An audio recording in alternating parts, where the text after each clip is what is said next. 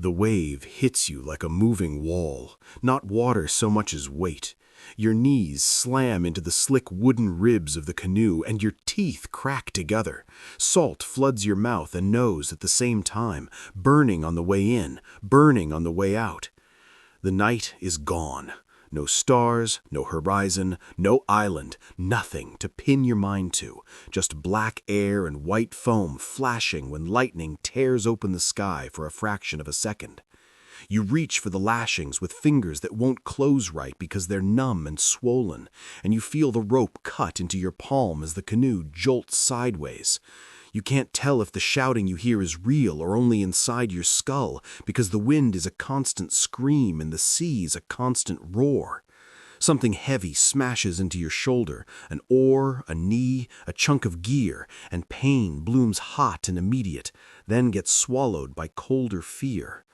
You try to inhale and you pull in spray and spit and panic. Your stomach tries to empty itself, but there's nothing to give.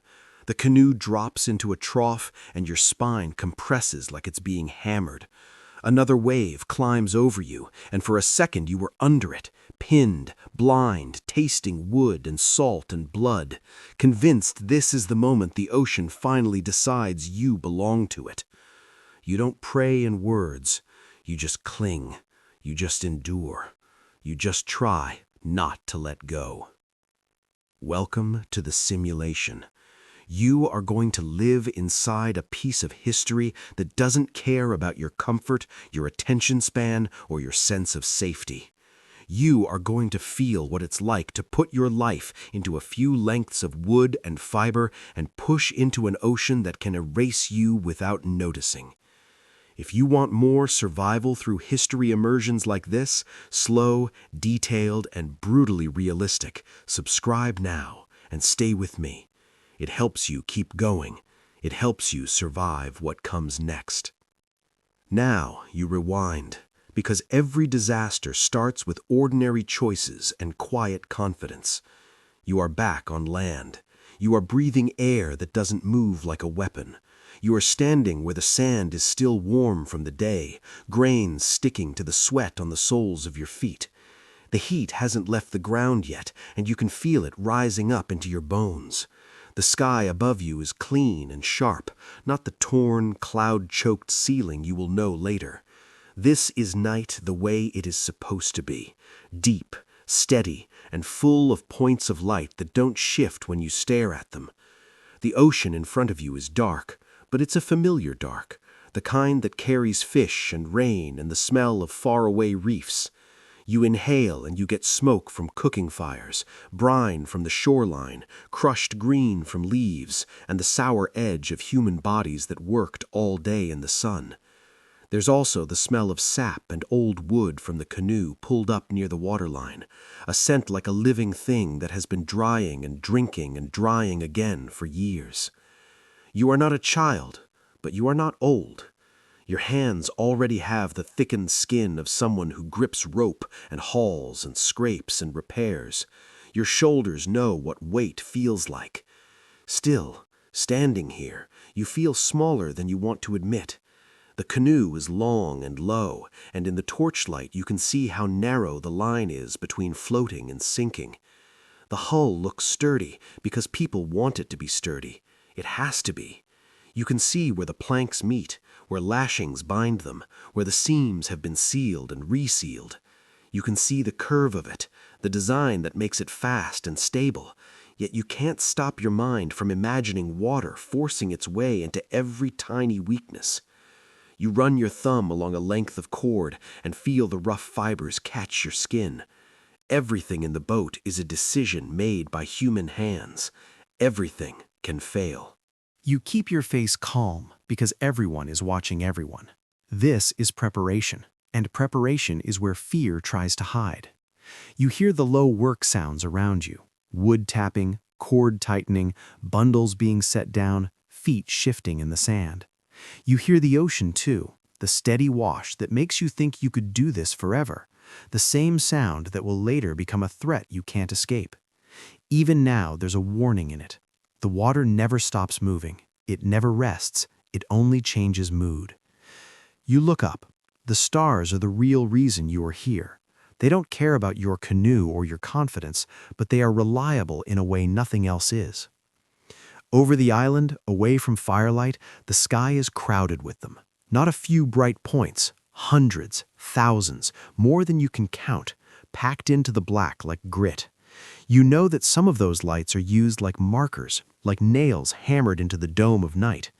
You trace the paths you've been shown, rising points and setting points, sequences that climb over the horizon and fall away. You force your mind to hold them. You tell yourself you'll remember them when you're tired, when you're cold, when you're thirsty, when there's nothing but water in every direction. You tell yourself the sky is a map, but maps don't keep you alive by themselves. You keep you alive. The people around you are quiet in the way people get when a task is too serious for noise. You feel the weight of their attention and the weight of their expectation. There is pride here, yes, but pride doesn't stop drowning. The pride sits alongside something heavier and older, the knowledge that the ocean takes people. It takes the careless, it takes the unlucky, it takes the strong when it feels like it. There are stories you've heard since you were small, canoes that never came back, lights seen far offshore that vanished by morning, bones that washed onto distant beaches with no names attached. Those stories aren't told to scare you, they're told because forgetting is dangerous. You shift your stance and feel the sand cool under the top layer where the day's heat is fading. The air against your neck is humid and still, thick with the leftovers of the day's sun. Sweat dries slowly here. It clings. The salt from your skin crusts at your hairline. Your lips taste like smoke and brine. You swallow, and your throat is already a little dry, not from thirst, but from what your body does when it tries to prepare for pain. You have water now. You have food now. You have land under your feet now. Your body still acts like it might need to fight. You watch the canoe more than you watch the people. The canoe is not an object to you. It's a boundary. On one side is the world you know, solid ground, predictable work, familiar weather, the ability to walk away from danger. On the other side is a world where walking away doesn't exist, where your survival is limited to what you brought and what you can catch and what you can endure. You imagine the feel of the deck under you after days at sea, hard wood pressing into your hips, your knees raw from bracing, your back locked up from constant correction. You imagine your skin under the sun with no shade, the kind of exposure that cooks you slowly until you don't notice you're failing. You imagine night cold that slips into wet clothing and makes you shake until your teeth hurt. You imagine storms, because storms are not rare out there. They are guaranteed if you spend enough time on the water. And underneath all of that, you imagine the one thing that terrifies you more than drowning, being lost. Not lost like wandering a forest, lost like drifting in open ocean, days passing, your island behind you, your destination ahead of you but invisible, and the sky above you suddenly unrecognizable because cloud cover wipes out the stars. You imagine that blankness. You imagine your mind trying to cope with it. You imagine making decisions based on nothing but instinct and hope, and you imagine how quickly hope can turn into a hallucination. You force yourself to focus on the present. The island at night has its own harshness if you pay attention. The insects are relentless, buzzing, clicking, crawling. Something stings your ankle and you don't react because you can't show weakness over something small. The smoke from the fires irritates your eyes and you blink slowly, keeping your face neutral. Somewhere nearby, there's the thick smell of fish being prepared, oily and heavy. There's also the smell of damp earth where vegetation begins beyond the sand and the faint rot of fallen fruit. The world is alive around you, crowded with life, and you know you're about to trade this for emptiness. You glance toward the dark shape of the reef beyond the shoreline. The water there breaks in pale lines. You can hear it hissing, a steady warning sound. Past that, the ocean drops away into deep water. That's where the road begins. People talk about the sea as a pathway, but you don't romanticize it. You've been out far enough to know how quickly the shoreline disappears. You've felt the moment when land is no longer a thing you can reach by swimming. That moment changes you. It makes you understand that you can be strong and still be helpless. The last preparations happen with careful hands. Supplies are arranged, secured, balanced. You watch how everything has a place, because disorder at sea becomes death. Loose gear becomes a weapon in rough water. Poor balance becomes capsize. Poor judgment becomes a search that ends with nothing found.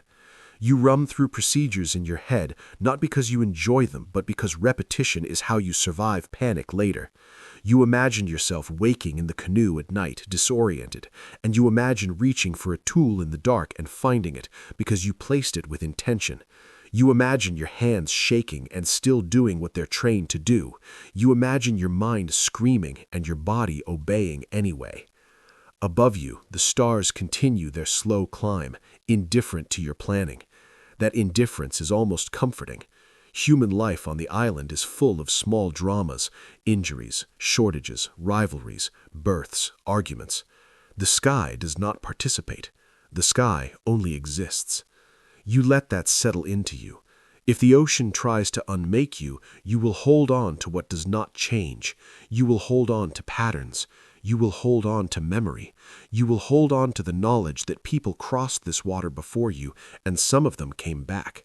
Not because they were lucky, because they were disciplined, because they listened, because they respected what could kill them. Still, the dread is there. It's not loud. It's not cinematic. It sits in your gut like a stone. It sits behind your ribs like a tight band. You can feel your heartbeat in your fingertips when you press them together. You can feel your breath shallow when you stop paying attention.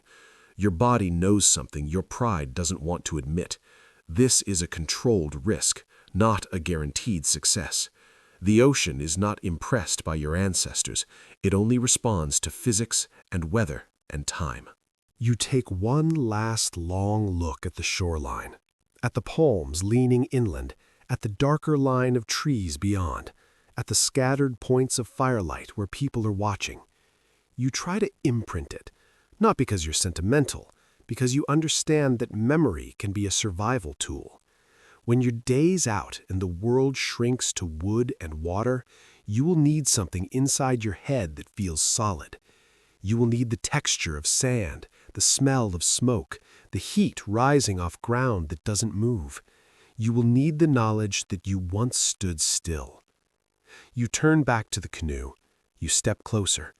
The wood under your hand is warm from the day and slick with oil and handling.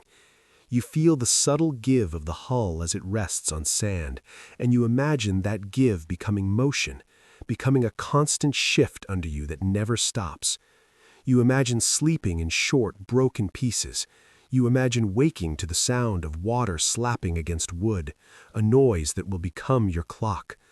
You imagine the taste of rationed water, warm and stale by day, too precious to waste. You imagine the first time your skin cracks from salt and sun. You imagine the first time your muscles fail you and you have to keep going anyway. You are not in the storm yet. You are not lost yet. Nobody is dead yet. But the ocean is already in your mind, and the night sky is already laying its marks on you. You stand there under the stars, feeling the island behind you and the void ahead of you, and you realize that the disaster you tasted in that first terrifying moment, the wave, the blackness, the choking salt, was never a sudden thing.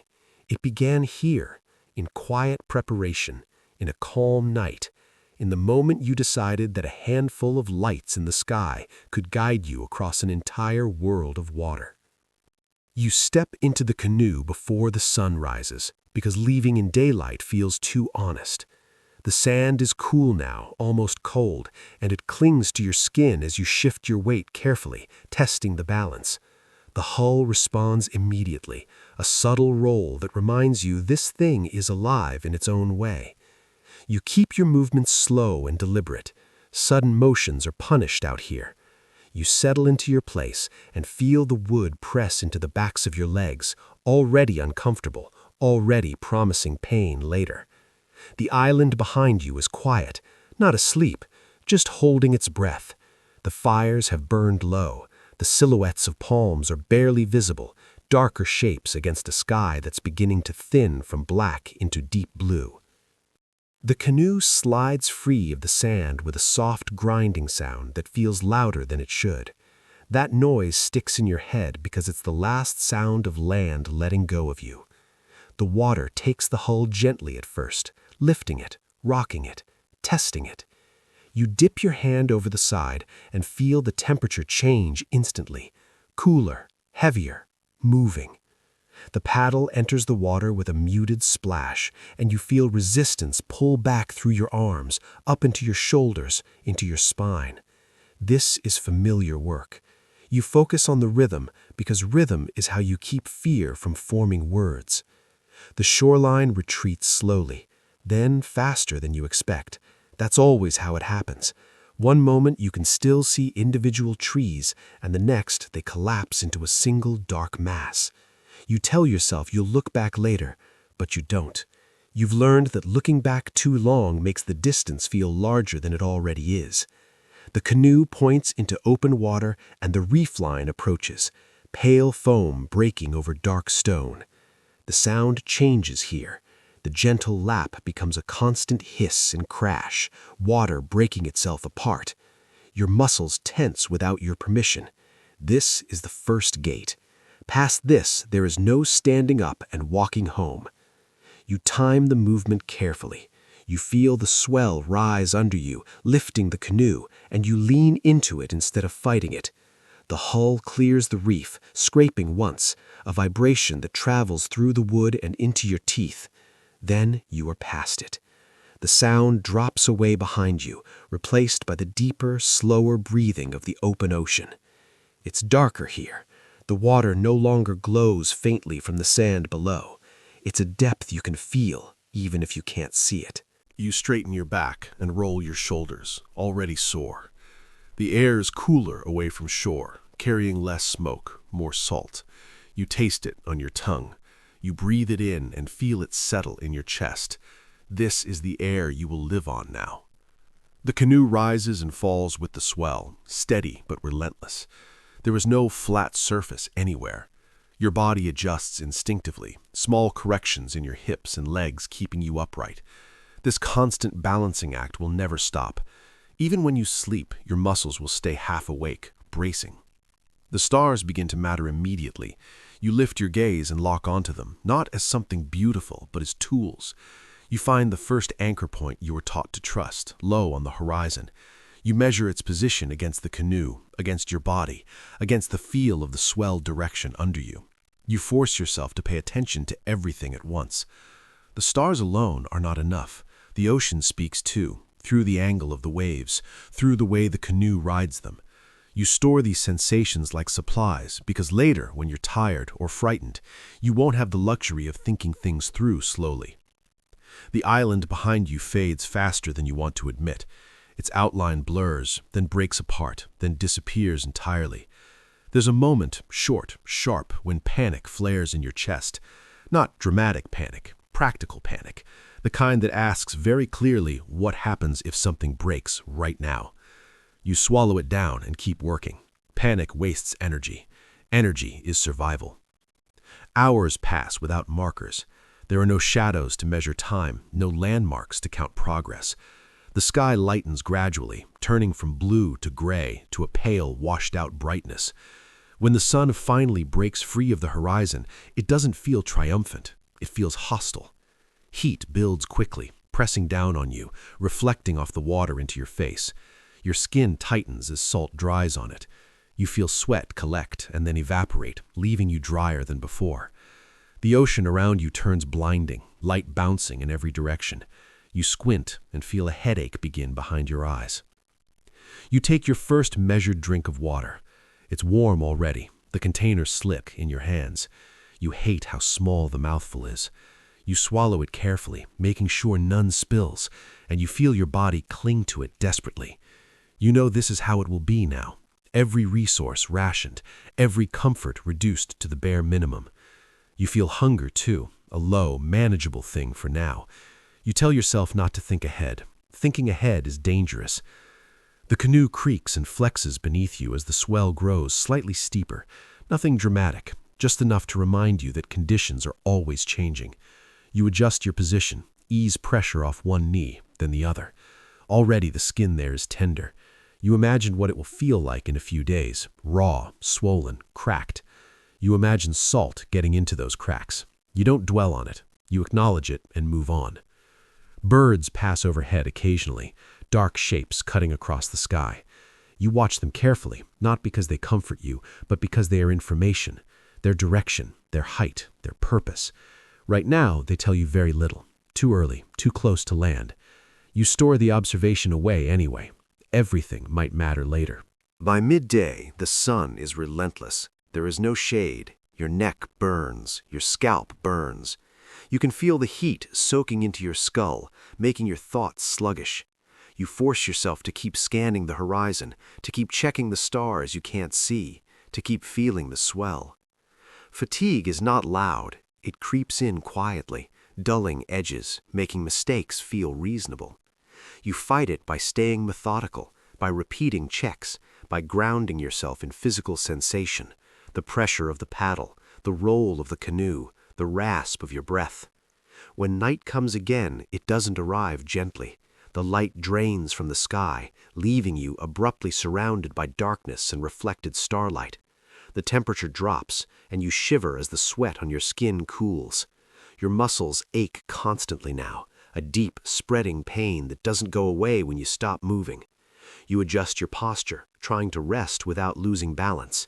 Sleep is not rest here. Sleep is surrendering control for short, risky moments. The stars return, sharper than before. Without the island's glow, the sky feels closer, heavier. You orient yourself again, checking your course, reassuring yourself that you still know where you are going. You whisper the star sequence inside your head over and over until it becomes a rhythm like breathing. You cling to it. This is your road. This is the only thing keeping you from becoming another drifting body in an endless field of water. The ocean makes different sounds at night, deeper, more deliberate. You hear water sliding along the hull, the occasional slap of a wave against wood. You hear the wind shift and feel it on your face, cooler now, carrying a faint smell you can't identify. Your mind tries to turn it into land. You stop it. False hope is dangerous. You remind yourself that the ocean carries many smells that mean nothing. Your body starts to betray you in small ways. Your hands cramp. Your jaw tightens until it hurts. Your thoughts loop if you let them.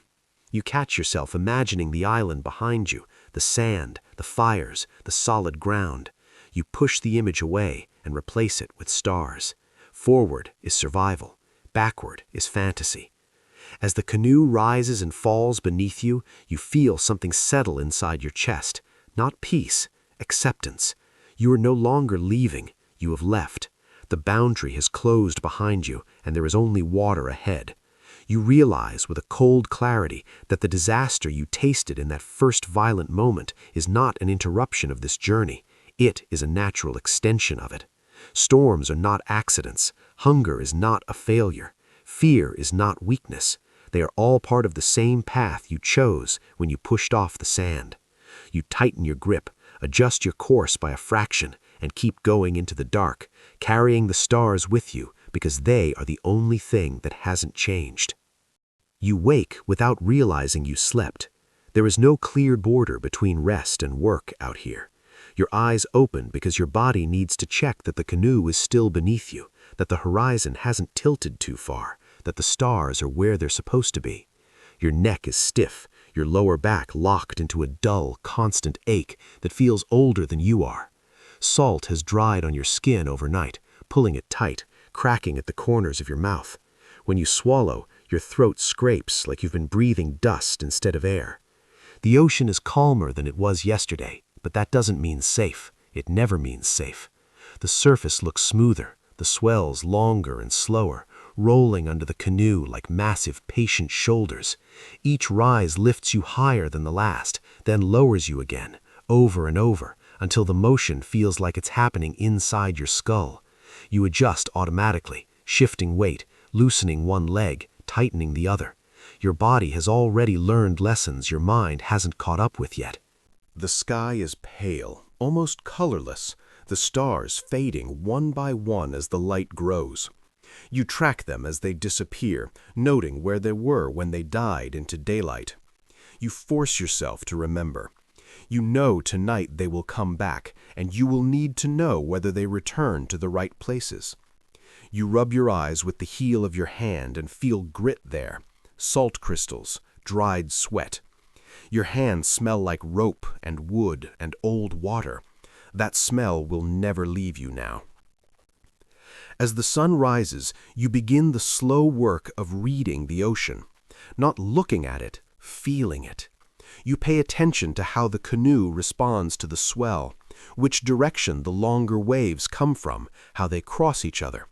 You let your fingers trail briefly in the water and feel the pressure shift as the canoe moves. This is information.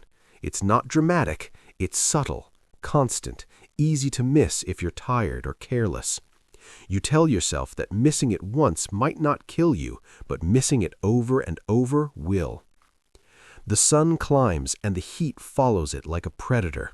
Your skin starts to burn again, especially where yesterday's salt already stripped it raw. The top of your feet sting. Your shoulders feel like they're being cooked slowly. You have no shade, no escape. The reflection off the water hits you from below, a second sun that makes you squint until your head throbs. You lower your gaze to the canoe, to the wood grain, to your own hands, because staring at the horizon too long feels like daring the ocean to notice you. You ration your movements now. Every unnecessary shift costs energy. Every deep breath pulls dry air across an already dry throat. You take another measured sip of water, smaller than you want, and hold it in your mouth for a second before swallowing, trying to trick your body into thinking it's more. It doesn't work. Your body knows the truth. Hunger is still distant, a low pressure behind your ribs, but thirst is immediate and sharp. You think about how much water you have left, then force yourself to stop. Thinking too far ahead turns practical concerns into panic. Time stretches in a way that feels wrong. The hours don't stack neatly, they smear together. The sun moves, but it feels like it takes effort for it to do so, like the sky is resisting change. Your muscles tremble occasionally, tiny involuntary shakes that you clamp down on by adjusting posture and breathing. You focus on tasks, checking lashings, shifting supplies slightly to keep balance, scanning the horizon. Not because they're urgent, but because they give your mind something solid to hold. You notice the birds again, fewer now, farther apart. When one appears, it's lower, skimming the water, then vanishing. You log it without emotion. Birds don't promise land, they promise possibility, which is much more dangerous. You remind yourself that birds can travel far from shore. You remind yourself that false confidence has killed better sailors than you. The ocean changes texture as the day wears on. The swell becomes less predictable, shorter waves crossing the longer ones at odd angles. The canoe responds with small, sharp movements that jar your spine and force constant correction. Your knees scream quietly every time you brace. You feel skin rubbing raw under salt-stiff fabric. You imagine what it must look like, red, swollen, already breaking down, and you clench your jaw and keep going. Pain is information too. It tells you what will fail first. When evening finally approaches, it doesn't bring relief. The heat eases slightly, but exhaustion rushes in to fill the gap. Your arms feel heavier. Your neck refuses to relax. Your head feels thick, like your thoughts are moving through syrup. You catch yourself staring at the same patch of water for too long, your vision tunneling. You shake yourself out of it, physically, sharply. Out here, drifting mentally is just as dangerous as drifting physically. Night comes fast. The sky darkens, and the first stars punch through the fading light. You feel a surge of something close to gratitude, but you don't let yourself enjoy it. You go back to work. You find the stars you expect, then the ones beyond them, building the map piece by piece.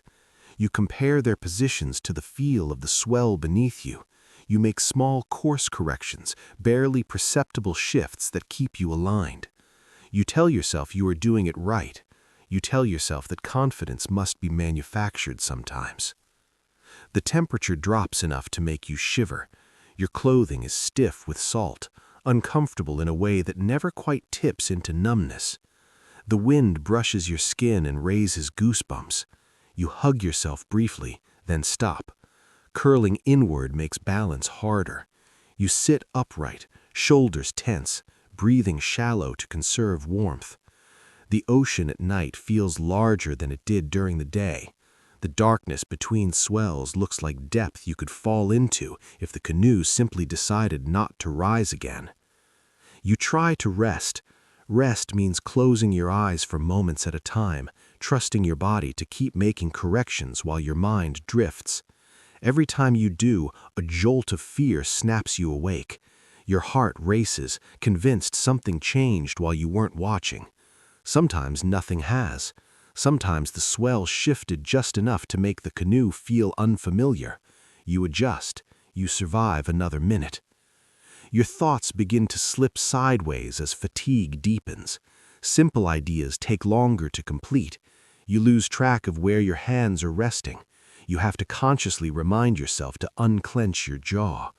You start repeating star names or sequences in your head, not because you need them immediately, but because the repetition keeps your mind anchored. Silence is dangerous. Silence invites imagination, and imagination out here doesn't create beauty, it creates threats. At some point you realize you've started talking to the canoe in your head. Not words exactly, intent. You feel yourself treating it like a partner, something that must be negotiated with, respected. You adjust your movements to match its rhythm instead of forcing your own. The canoe responds by moving more smoothly, less violently. This feels like progress. You don't celebrate it. You know better than to trust small victories. The ocean makes a new sound sometime in the deep night. Not loud, just different. A hollow rolling noise that travels under the hull instead of slapping against it. You freeze, listening, every muscle tight. You scan the darkness, straining to see patterns in the black water. You tell yourself it's just a change in swell. You tell yourself that the ocean has many voices. Still, your pulse stays elevated long after the sound fades. Fear doesn't need a clear cause to take root. Your body starts sending sharper signals now. Your hands cramp hard enough to make you hiss through your teeth. Your calves knot suddenly, forcing you to stretch them out carefully while keeping balance. Each movement feels like it might be the one that tips you too far. You breathe through the pain, slow and controlled, counting the breaths because counting gives shape to time. You remind yourself that this is still early, that whatever you're feeling now will get worse later, that this is just the beginning of the ocean stripping you down. Just before dawn, something unsettling happens. You look up at the stars, and for a moment, they don't make sense. The pattern you expect feels off, wrong by a fraction you can't immediately explain. Your stomach tightens. You force yourself to look again, carefully, deliberately. You trace the sequence from the horizon upward, checking each point. Slowly, reluctantly, the map resolves itself. The stars are where they should be. It's you who slipped. The realization is colder than the night air. You sit with that for a long time. The understanding that your mind, your most important tool, is already showing signs of strain. You are only days into the journey, and fatigue is already bending perception. You imagine what hunger will do, what thirst will do, what fear will do when a storm finally comes. The thought doesn't spiral. It settles, heavy, inevitable. When the sky lightens again, you don't feel relief.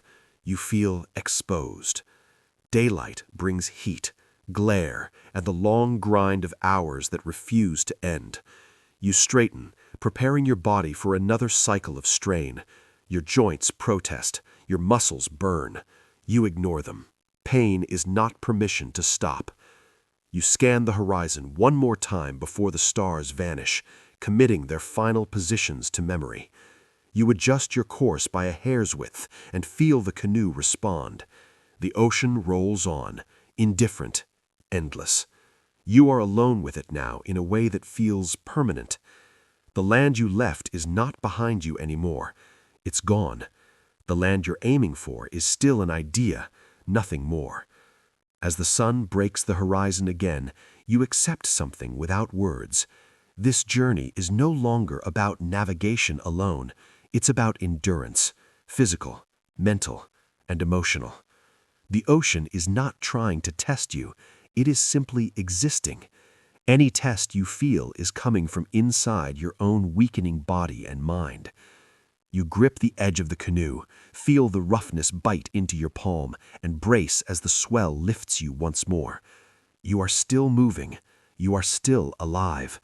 And somewhere ahead, unseen and indifferent, the disaster you already tasted is waiting for the moment you are just a little bit slower, a little bit weaker, a little bit less certain of the stars. The sky goes wrong before the ocean does. You notice it in pieces, not all at once. A star you were using as an anchor dulls, then disappears.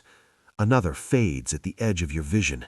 You tell yourself it's nothing, thin cloud, temporary cover, but your chest tightens anyway.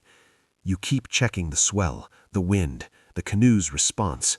Everything still feels mostly the same, which makes the change above you more unsettling.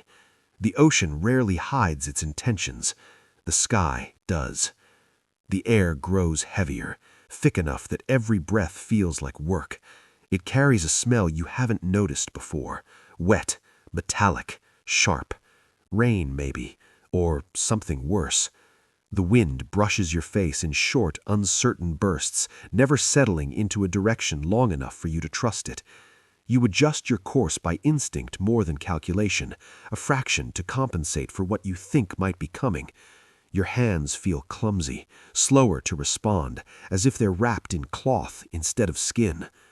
Clouds slide in without ceremony. Not towering, dramatic walls, just a spreading dullness that eats the sky.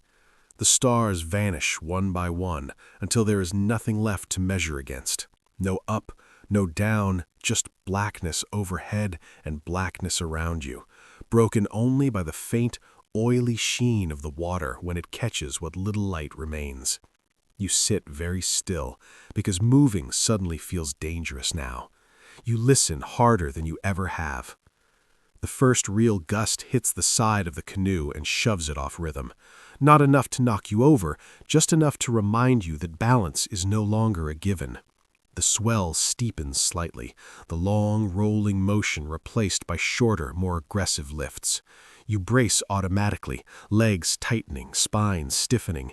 Your heart rate climbs. You can feel it in your throat. Rain starts without warning. Fat drops at first, spaced far apart, slapping against the wood and your skin like thrown stones. Then it thickens, becoming a constant drumming that drowns out smaller sounds. Your hair mats down instantly. Water runs into your eyes, blurring everything.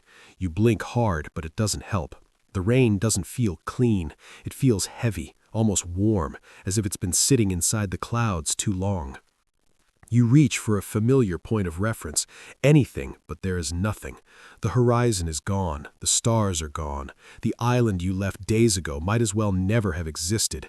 You are sitting in a narrow piece of wood, surrounded by moving darkness, and the only thing telling you which way is forward is memory and guesswork. You tell yourself this is manageable.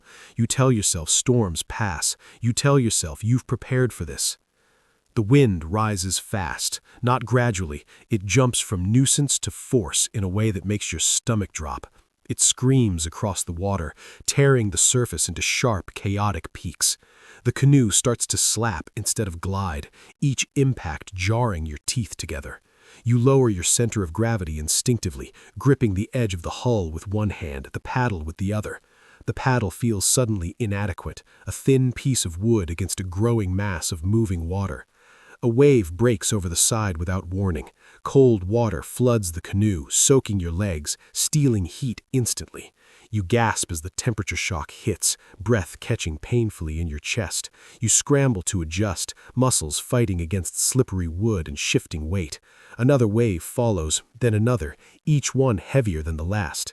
The canoe feels sluggish now, burdened with water it doesn't want. You try to bail, scooping water out with frantic movements, but the rain keeps replacing what you remove. The wind pushes you sideways, twisting the canoe off whatever course you think you were holding. You can't tell anymore. You look up out of habit, searching for stars that aren't there, and feel a surge of panic so sharp it makes you dizzy. Your primary map is gone. You are blind. The ocean's voice changes. It deepens, grows angrier, a constant roar that vibrates through the hull and into your bones. You feel it more than you hear it, a pressure that seems to come from everywhere at once. Waves lift the canoe higher now, then drop it harder, slamming you down until your spine compresses and pain flashes white behind your eyes. Your knees skid, your shoulder bangs into the side of the hull. You hiss through clenched teeth, but the sound is ripped away immediately by the wind. You realize you're shouting without knowing when you started. Not words, just sound. Pure effort forced out of your lungs as you fight to stay upright. Your grip burns, rope bites into your palms. The skin there feels thin, fragile, as if it might split open at any moment. You welcome the pain because it's something you can feel clearly. Pain is better than disorientation. Lightning cracks open the sky for a fraction of a second. The world flashes into existence, white foam, towering black water, the canoe tilted at a terrifying angle, then vanishes again. The thunder follows almost immediately, a concussive blow that rattles your chest. Your ears ring. You duck instinctively even though there's nowhere to hide. Another wave slams into you from the side, harder than the rest. The canoe lurches violently. You lose your footing and slam down onto the wet wood, the impact driving the air out of your lungs. For a moment you can't breathe. Your chest spasms uselessly. Water splashes into your mouth and nose. You cough and choke, dragging in a breath that tastes like salt and fear. You are aware, dimly, of how close this is to ending. One wrong angle, one poorly timed wave, one moment of weakness in your grip. The ocean doesn't need to be perfect to kill you. It just needs you to make one mistake. That knowledge presses down on you harder than the rain. The canoe drops into a trough so deep your stomach seems to stay behind. The next wave rises in front of you like a wall, blocking what little sense of direction you had left. You brace for impact, curling inward, clinging to the hull with everything you have. The wave crashes over you, burying you completely. For a second that feels too long, you are underwater, pinned, weightless and heavy at the same time. The sound becomes a dull roar inside your head. You don't know which way is up. Instinct saves you. You don't think, you don't analyze. You grab and hold and kick and claw until the canoe heaves back upright and drags you with it. You break the surface gasping, lungs burning, eyes stinging. Rain and seawater mix on your face and you can't tell where one ends and the other begins. You spit, cough, suck in air like it might disappear. Your body is shaking now, not just from cold, but from effort. Every muscle is engaged, screaming, trembling on the edge of failure. You know you can't keep this up forever. You know storms don't care about your limits. The realization doesn't calm you, it sharpens everything. You focus on immediate survival. Stay in the canoe. Keep it pointed into the waves. Don't let it turn broadside. Don't let go. The darkness feels absolute between lightning strikes. Your world has shrunk to a few square feet of wood and the pressure of water hammering it from all sides. You are soaked through, clothes heavy, dragging at you. The wind claws at your skin, pulling heat away faster than your body can replace it. Your teeth chatter uncontrollably, your hands ache with cold and strain. At some point, the fear stops being loud. It becomes efficient. There's no room for imagining the future or regretting the past. There is only the next wave, the next breath, the next movement. Time fractures into seconds. You lose any sense of how long this has been happening. Minutes could be hours, hours could be moments. The storm owns the clock now. Another flash of lightning reveals something that makes your stomach drop, a piece of gear torn loose, tumbling in the water beside you before vanishing into the dark. You don't know what it was. You don't have time to care. Loss is inevitable out here. You register it and move on, because stopping would be worse. Your arms feel like they're filled with sand. Each lift of the paddle is slower, weaker. You switch grips, change angles, do anything to keep them moving. You're dimly aware that exhaustion is setting in faster than it should. The cold is stealing strength. The constant impact is draining you. You tell yourself you just need to last. Storms break. They always do. You repeat it until it sounds hollow, then keep repeating it anyway. Another wave hits you squarely in the chest, knocking the breath out of you again. Pain flares in your ribs. Something might be bruised, maybe cracked. You don't know. You won't know until later, if there is a later. You curl over the pain and force air back into your lungs, each breath sharp and shallow. For a terrifying moment, the canoe yaws hard to one side. You feel it start to tip, the balance shifting beyond easy correction. Panic surges, hot and immediate. You throw your weight the opposite way, muscles screaming as you overcompensate. The canoe hesitates, teeters, then slams back upright. Water pours in. You laugh once, a broken, hysterical sound ripped away by the wind. You are still alive. That's all that matters. Eventually, so slowly you almost miss it, the wind begins to lose its edge. Not gone, just less vicious. The rain thins from a solid sheet to heavy streaks. The waves are still dangerous, but their timing stretches out, giving you fractions of a second more to react. You don't relax. You don't trust it. You stay braced, waiting for the storm to punish complacency. When the clouds finally begin to thin, it feels unreal. A star flickers into view for a heartbeat, then vanishes again. Your chest tightens painfully at the sight. You don't chase it. You know better than to trust early signs. You keep working, keep surviving, until your body feels hollowed out, scraped raw from the inside.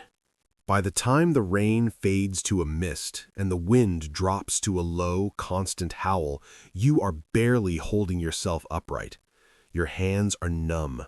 Your legs shake uncontrollably.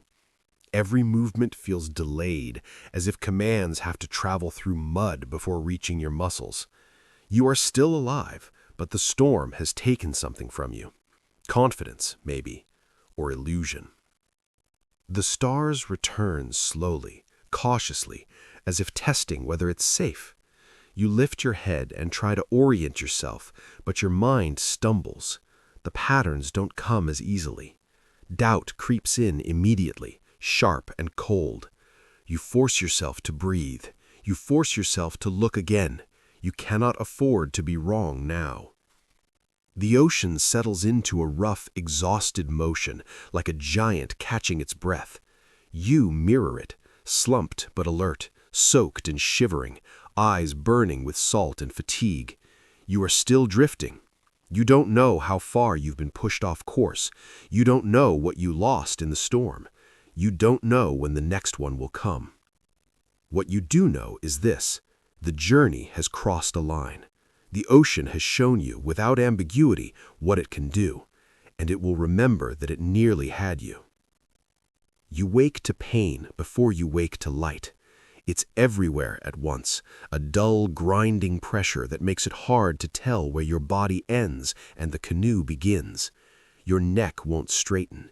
Your lower back feels compressed, as if the storm pressed you shorter. Your hands are swollen and stiff, fingers half-curled like they forgot how to open. When you try to shift, your knees scream sharply, skin raw and burning where salt water soaked and dried and soaked again. You breathe in, and your ribs answer with a tight, stabbing protest that forces you to slow down. The ocean is calmer now, but it's a false calm. The surface still rolls unevenly, long swells crossed by leftover chop from the storm. The canoe moves like it's tired too, heavy and sluggish, creaking softly with each rise and fall. Everything is wet. Everything smells of salt and old rain and stressed wood. The air feels thin, stripped clean by the storm, colder than it should be. You shiver and realize you've been shivering for a long time. You sit up slowly, carefully, testing what still works. The movement sends a spike of pain through your side, and you hiss quietly through your teeth. Your breath comes shallow and cautious. Something is wrong there, bruised, maybe worse, but there's nothing you can do about it now. Injury at sea isn't a problem to be fixed, it's a condition to be endured. You look around and take inventory, because that's how you keep panic from spreading. Some supplies are gone. You don't know which ones yet, only that the balance of the canoe feels off, lighter on one side, wrong in a way that makes your stomach tighten. A length of rope trails uselessly in the water before you haul it back in and secure it. The act feels clumsy. Your hands don't respond the way they should. They're slow, numb at the fingertips, aching deep in the joints. The sky is a washed-out gray blue, the sun still low but already sharp. You squint against it and feel a headache bloom instantly behind your eyes. Salt crusts your lashes. You wipe your face and smear it instead of cleaning it. Your mouth tastes awful, metallic, sour, dry. When you swallow, your throat burns. You reach for water without thinking, then stop yourself. You pause with the container in your hand, suddenly very aware of how light it feels. You shake it gently and hear the slosh inside, smaller than it should be. Your chest tightens. The storm stole more than comfort, it stole margin. You take a sip anyway, smaller than yesterday, and it barely touches the thirst. It just wakes it up. Hunger makes itself known shortly after. Not dramatic, not the sharp, dizzy kind you've heard about. This is a low, gnawing emptiness, like something has been scooped out of your belly and left hollow. Your body wants fuel after the storm, wants repair, warmth, strength. You give it very little. A small portion, enough to quiet the complaint, not enough to satisfy it. You chew slowly, forcing yourself to notice the texture, to drag the moment out. When you swallow, the hunger doesn't go away. It just steps back and waits.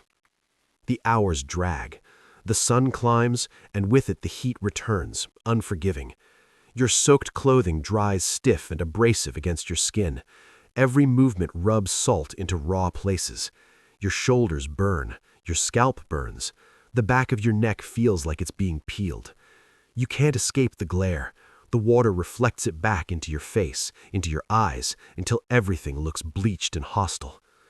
You lower your head and focus on the wood grain again, counting knots, tracing cracks, grounding yourself in something solid. You try to reestablish your bearings. The stars from last night still sit uneasily in your mind, their positions blurred by exhaustion and fear. You check the swell direction again, letting your body feel it rather than trying to think it through. The storm scrambled things, you know that. It pushed you somewhere you didn't plan to be. The ocean doesn't apologize for that. It doesn't explain. It just leaves you to deal with the consequences. You adjust course cautiously, making small corrections and watching how the canoe responds. Doubt creeps in immediately. Every adjustment feels too much or too little. You second-guess yourself constantly. Hunger and fatigue gnaw at your confidence, eroding it from the inside. You fight back by slowing down, by refusing to rush decisions. Slow is survival now. Speed wastes energy. Speed creates mistakes. Your body starts sending uglier signals as the day wears on. Your legs cramp suddenly, hard enough to make you gasp and grab at them.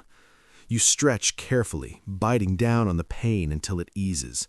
Your hands tremble when you grip the paddle, not from fear, fatigue. Your muscles are burning fuel faster than you can replace it. You know what this means. You are already dipping into reserves you can't afford to lose.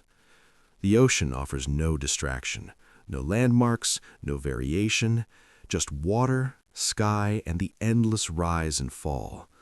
The monotony becomes oppressive, a pressure that pushes thoughts inward. Your mind starts to wander despite your efforts. It drifts towards memories of food, thick, oily fish, fruit bursting with juice, warm starch filling your stomach. The images are vivid enough to make your mouth water painfully. You catch yourself and stop, but the damage is done. Your hunger feels sharper now, angrier. You start to feel lightheaded in short waves, moments where the world seems to tilt slightly, even when the canoe doesn't. You blink hard, shake your head, take slow breaths. You tell yourself it's the heat, the dehydration, the exhaustion. All manageable as long as you don't let them stack too high. You repeat procedures in your head over and over to keep your mind occupied. Check lashings, check balance, check horizon, check body. The repetition is a lifeline. Birds appear again late in the day, a pair this time, circling briefly before flying off in a direction you want to believe matters. Your heart jumps despite yourself. Hope is immediate and physical, a tightening in your chest that hurts almost as much as hunger. You force yourself to breathe it down. Birds lie without intending to. The ocean is full of tricks that look like salvation. You watch them disappear and tell yourself nothing has changed. As evening approaches, your energy drops sharply. The sun's heat fades, and with it the adrenaline that kept you moving. Cold creeps back into your soaked bones. Your muscles feel heavy, reluctant. Even sitting upright feels like work now. You try to rest in short bursts, eyes half closed, but every time you relax too much, the canoe shifts and snaps you back to alertness. There is no real rest here, just moments stolen between demands. When night falls, the stars return, but they don't bring comfort this time. You look up and feel uncertainty immediately. The patterns don't settle cleanly into place. You find some anchors, but others feel off, shifted just enough to make your stomach clench. You check again, and again. Each time, doubt grows. Hunger has dulled your focus. Fatigue has slowed your recall. You are still navigating, but now it feels like you're doing it through fog. You adjust course anyway, because doing nothing is worse. You choose the best option you can with what you have left and commit to it. Commitment feels heavier now. Every decision feels final, loaded with consequences you can't fully see. You try not to think about how far off course you might already be. You try not to imagine drifting past your destination without ever knowing it was there. Your body starts to feel hollow in a new way as the night deepens. Hunger sharpens, turning from a background pressure into something that demands attention. Your stomach cramps intermittently, a tight, twisting sensation that makes you curl forward instinctively. You straighten again immediately because curling compromises balance. Everything is a trade now. Comfort for stability, relief for safety. Your thoughts begin to slow. Simple calculations take longer. You lose track of time more easily. You catch yourself staring at the same star for too long, forgetting what it's supposed to tell you. Panic flickers, quick and hot. This is how mistakes start. You force yourself to speak the star sequence in your head again, clinging to the rhythm of it like a chant. The words feel thick, harder to pull up than they should be. Sometime in the deep night, you become aware of something else. Weakness. Not tiredness, weakness. Your arms feel thinner, less capable. Your grip strength fades faster. When you lift the paddle, it feels heavier than yesterday, as if someone added weight without telling you. You rest it across your knees and feel your forearms shake just holding it there. The realization settles in cold and undeniable. You are burning out faster than planned. You think about the people who crossed these waters before you. You wonder how many of them felt this exact sensation, the creeping understanding that endurance has limits, that the body is not an infinite resource. You wonder how many of them misjudged those limits and paid for it quietly, far from any witness. Sleep becomes fragmented and dangerous. You drift for seconds at a time, snapped awake by sudden balance shifts or imagined sounds. Your dreams bleed into waking moments, visions of water pouring endlessly into the canoe, of stars sliding away when you reach for them. You wake gasping, heart racing, unsure for a moment whether you are upright or capsized. Each time, it takes longer to reorient. By dawn, you are exhausted in a way that feels structural, like something inside you has been damaged, bent out of shape. The light reveals a body that looks worse than it feels. Skin cracked and peeling, lips split, eyes sunken and red. You look down at your hands and barely recognize them. They look older, rougher, like they belong to someone who's been doing this longer than you have. The hunger is constant now. It doesn't fade after eating, it just waits. Your body has moved from asking to demanding, and you are still saying no. You know what happens next if this continues. Weakness turns into mistakes. Mistakes turn into accidents. Accidents out here don't come with second chances. You straighten as best you can and set your jaw. The ocean rolls on, uncaring. The sky offers no reassurance. You are still alive, still moving, but something fundamental has shifted. The storm didn't just test you, it pushed you into a new phase of this journey. One where survival is no longer just about skill and knowledge. Now it's about how much suffering you can absorb before something vital gives way. The stars stop feeling fixed sometime during the night, and you can't pinpoint the moment it happens. There is no clear break, no obvious failure, just a creeping wrongness that settles in behind your eyes and refuses to leave. You look up and recognize the patterns the way you always have, but recognition no longer brings certainty. The shapes feel thinner, less solid, like they might rearrange themselves the moment you stop watching. You blink hard and look again. The stars are still there. You tell yourself this firmly. They are where they belong. The problem is you. Your mouth is dry enough that it hurts to breathe through it. Each inhale scrapes your throat. Each exhale leaves your lips cracked and burning. Your tongue feels thick, swollen, like it doesn't quite fit in your mouth anymore.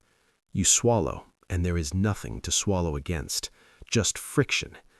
You consider taking a sip of water, then push the thought away. You already know how little you have left. Thinking about it won't change the number. The canoe rises and falls beneath you in a steady rhythm, but the rhythm doesn't settle your mind the way it used to. Instead, it exaggerates the sense that you're drifting, not just physically, mentally. You catch yourself losing track of what you were just thinking about, thoughts breaking off mid-idea and vanishing. It scares you more than the hunger. Hunger hurts. This feels like erosion. You try to run through your navigation checks again. Swell direction, wind on your skin, the star you've been using as your primary reference. You line them up the way you were taught. For a moment, it works. The world snaps into place, tight and comprehensible. Relief washes through you so fast it makes you dizzy. Then, the doubt returns. You stare at the star again, longer this time. It looks brighter than it should, or maybe dimmer, you can't decide. You glance at another star to confirm its position, but that one seems to have shifted too, just slightly, just enough to be unsettling. Your pulse quickens. You force yourself to breathe slowly, deeply, the way you were taught to calm your body. You know panic will make this worse. You remind yourself of the truth. Stars don't move like this. Your mind does. The realization doesn't help as much as you want it to. Knowing the cause doesn't stop the effect. Hunger and dehydration are working together now, thinning the edges of your perception. Fatigue presses down on your thoughts, making everything feel distant and unreal, like you're watching yourself from somewhere behind your own eyes. The ocean makes a sound you don't recognize, a low, rushing noise that seems to come from all directions at once.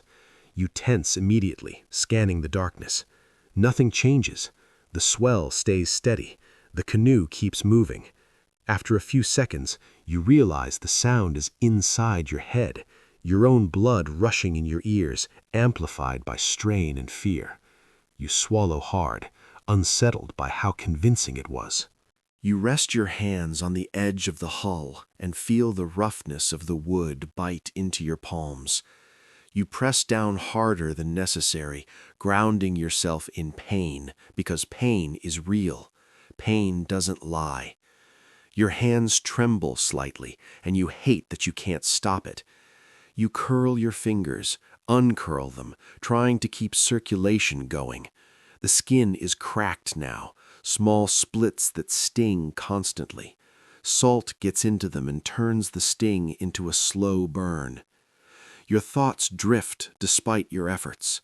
You imagine lights on the horizon, faint, warm, human. The image comes unbidden and feels incredibly vivid. Your heart lifts painfully in your chest. You sit up straighter, squinting into the dark. There is nothing there. The disappointment hits you harder than expected, a sharp emotional drop that leaves you hollow. You close your eyes briefly, cursing yourself silently. This is how it starts. You've heard the stories, people seeing what they want to see, people steering toward ghosts. You open your eyes again and force yourself to look at the stars, not the horizon. You repeat the star sequence in your head, slowly, carefully. The words feel wrong in your mouth, heavy and unfamiliar, like you're speaking a language you haven't used in years. You get halfway through and lose your place. Panic flares hot and immediate. You stop. You breathe. You start again. This time you make it all the way through, but there's no satisfaction in it, no confidence, just the bare fact that you completed the task. You adjust your course slightly, then freeze, suddenly unsure if the adjustment was correct or if you just made things worse. You sit there, heart pounding, staring into the dark, wishing desperately for something external to confirm your choice. Nothing does. The night stretches on, oppressive and slow. The cold creeps deeper into your body, settling into your joints. Your muscles ache constantly now, a deep soreness layered under sharper pains that come and go. Your stomach cramps again, harder this time, forcing a quiet grunt out of you. You curl forward instinctively, then straighten immediately, fighting the urge. You cannot afford to compromise balance for comfort. At some point, the stars begin to look like they're pulsing, brightening and dimming in a slow rhythm. You watch it happen, fascinated and afraid. You know stars don't do this. You know it's your vision, your body struggling. Still, the effect is mesmerizing. You have to tear your gaze away before you lose yourself in it. You start hearing things that don't belong, soft splashing beside the canoe when nothing touches the water, a faint tapping on the hull that makes you jump, heart hammering, only to find nothing there. Once you swear you hear breathing that isn't yours. The sound is so real your skin prickles, every muscle tensing as you scan the darkness. There is nothing. There is always nothing. You talk to yourself silently now, constantly, narrating your actions, your observations, just to keep your mind anchored. You tell yourself when to drink, when to adjust, when to rest your hands. The voice feels separate, like it belongs to someone else riding inside your head, taking over because you can't fully trust yourself anymore. You let it. You don't have the luxury of pride. The ocean feels farther away somehow, like there's a layer of distance between you and everything around you. You watch your hands move and feel a delayed connection, as if the sensation arrives a moment late. This terrifies you more than the hallucinations. Hallucinations you can question. Disconnection is harder to fight. When dawn finally begins to thin the darkness, it doesn't feel like relief. It feels like exposure. The stars fade again, and you feel an irrational flash of anger at them, as if they abandoned you on purpose. The sky lightens unevenly, streaked with gray and dull pink. The ocean looks flat and endless in the weak morning light, offering no clues, no landmarks, no reassurance. Your head pounds now, a steady pressure that makes every thought feel heavy. Your eyes ache from strain and salt. You try to drink again, a careful sip, and your body reacts instantly, clinging to the moisture like it's life itself. It's not enough. It will never be enough. As the sun breaks the horizon, something shifts inside you. Not a dramatic realization, just a quiet, unsettling understanding. You can no longer trust your perceptions completely. Your greatest tool, your mind, is compromised, and you are still days, maybe weeks from land. You straighten your back, despite the pain, and reset your focus as best you can. You know the stars will return tonight, and when they do, you will have to use them again. You will have to decide which ones are real and which ones your exhaustion has invented. The ocean doesn't care whether you're confused or certain. It doesn't care if you're hallucinating or clear-headed. It will carry you wherever physics and chance decide. And you are beginning to understand that the most dangerous lies on this journey won't come from the sea or the sky. They will come from inside your own head. You wake to the sound of your name being spoken, clear and close, and for a moment your body relaxes before your mind catches up. Your eyes open. There is no one there. The canoe rocks beneath you, steady, indifferent. The ocean stretches out in every direction, empty. The sound is gone, leaving behind a hollow pressure in your chest that feels worse than fear. It feels like loss. You sit very still, listening. The wind moves across the water in a low, constant rush. The hull creaks softly. Your own breathing sounds too loud, too close to your ears. You swallow and your throat burns. Whatever spoke was not real. You tell yourself that immediately, firmly. You cannot afford confusion. You cannot afford comfort that isn't earned. Your body feels wrong in new ways this morning. Not just tired, not just hungry, weak. When you shift your weight, your arms shake as if they belong to someone much older. Your legs feel hollow, like the strength has been scooped out of them and not replaced. Even sitting upright takes effort now. You notice how carefully you move, how deliberate every action has become, as if sudden motion might shatter you. The sun rises, harsh and immediate, and with it comes a wave of dizziness so strong you have to bow your head and close your eyes. The world tilts anyway. You grip the edge of the canoe until your knuckles ache, breathing slowly, counting each breath until the spinning eases. You open your eyes again and the ocean snaps back into focus, but the memory of that disorientation lingers like a warning. Hunger is no longer subtle. It claws. Your stomach tightens into hard knots that come and go without rhythm. When they hit, they steal your breath for a second, bending you forward before you force yourself upright again. You ration your food anyway. You know the math. Eating more now only shortens how long you can last later. Your body doesn't care about later. It wants relief now, and it makes that want loud and painful. You start seeing movement where there is none. Small things at first, ripples that look like fins, shadows that seem to slip beneath the surface. Each time your pulse jumps before your reason catches up. You scan the water, alert, tense, then feel foolish when nothing appears. The ocean is playing tricks on you, or your mind is. The distinction is starting to feel meaningless. As the day drags on, the heat presses down harder than ever. Your skin feels stretched and fragile, like it might tear if you move too quickly. Salt has crusted into every crease. When you lick your lips, they crack and bleed, leaving a copper taste that mixes unpleasantly with thirst. You don't bother wiping the blood away. It just dries again. You talk to yourself constantly now, silently narrating what you're doing, what you're seeing, what you're feeling. You do it to stay present, to keep the edges of reality from blurring too much. You tell yourself when to drink. You tell yourself when to shift. You tell yourself that the stars will return tonight, and you will manage the way you always have. The voice feels steady but distant, like it's coming from the far end of a tunnel. In the afternoon, you hear laughter. It's soft at first, almost lost in the sound of water against wood. A familiar cadence, familiar enough that your chest tightens painfully before you can stop it. You freeze, listening. The laughter comes again, clearer now, and with it the murmur of voices. Not shouting, casual, relaxed, the way people sound when they are safe. You turn your head slowly, scanning the empty horizon. There is nothing there.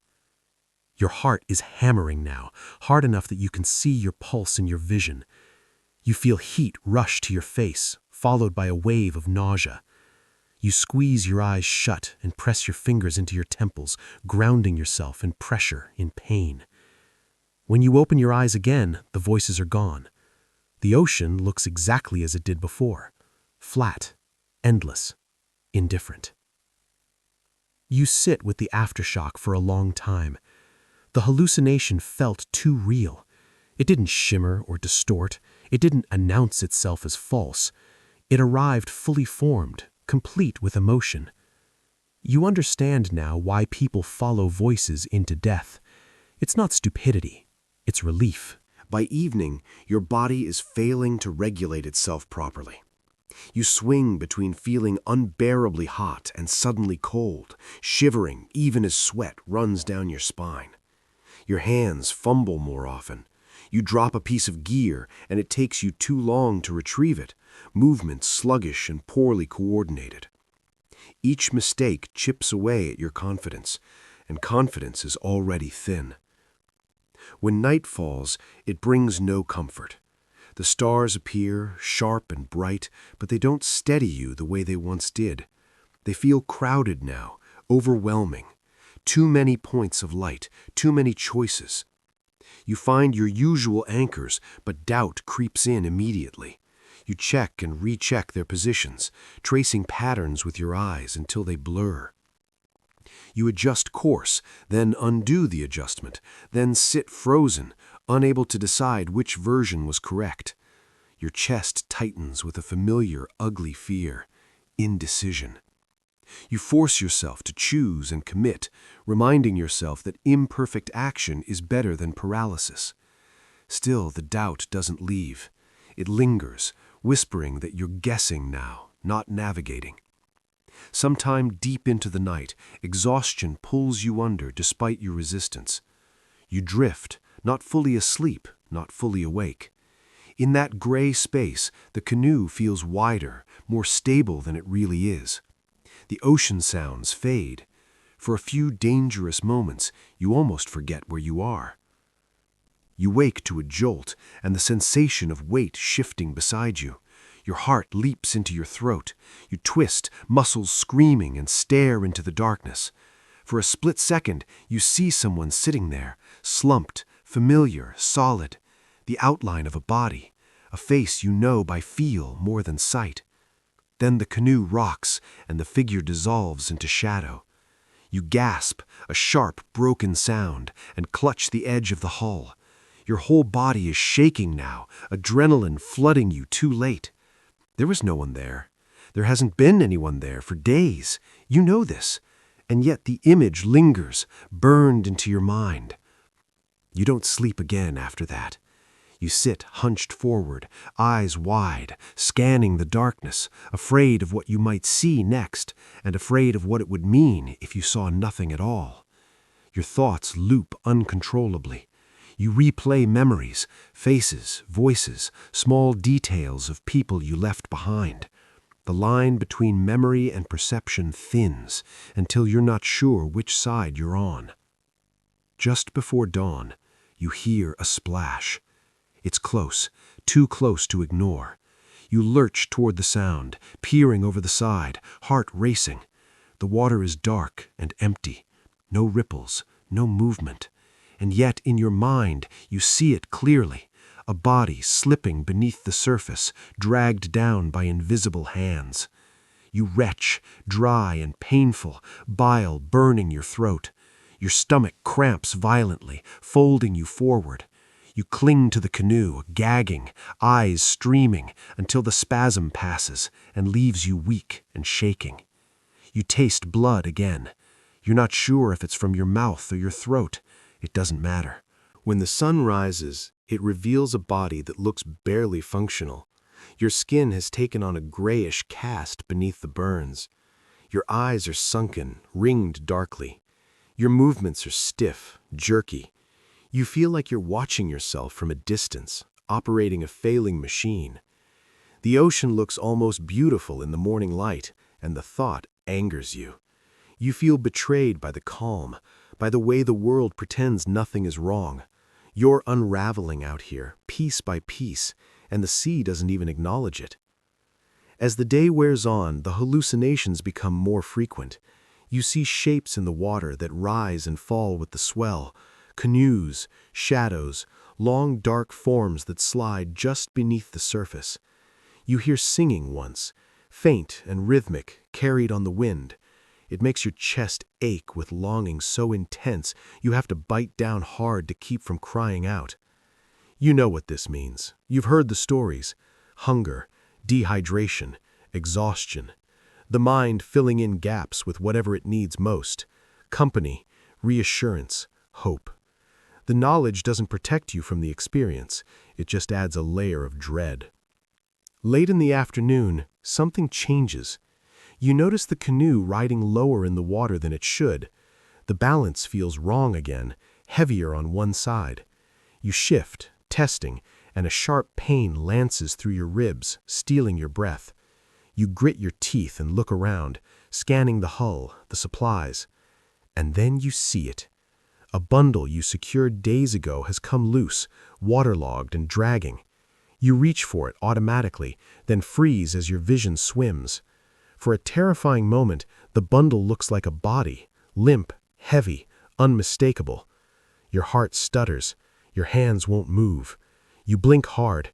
The image resolves. It's just supplies. Just wait. Just another problem to solve. But the fear doesn't go away. As night approaches again, you feel something inside you crack. Not loudly, quietly. A subtle giving way, like a rope under too much strain. You realize with a cold certainty that you are no longer fully alone out here. Your mind has started bringing people back, and you don't know how long it will be before you stop questioning which of them were real and which of them you might be tempted to follow into the water. You wake already crying, though no sound comes out. Your face is wet, and you don't know how long it's been that way. Minutes, hours, maybe the entire night. Your eyes burn. Your chest feels hollowed out, scraped raw from the inside. For a moment, you don't remember where you are, and that ignorance feels like mercy. Then the canoe rocks, just slightly, and the ocean rushes back into your awareness all at once.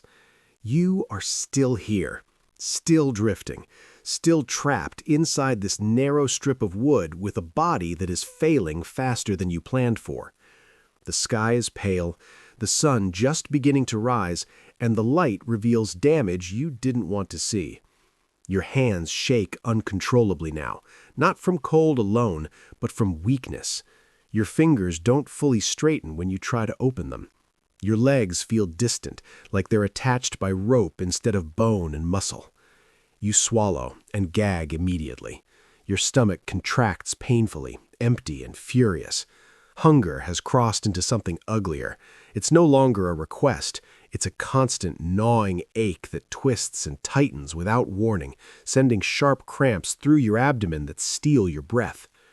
You curl forward despite yourself, forehead nearly touching your knees, and for a few seconds you don't care if you tip over.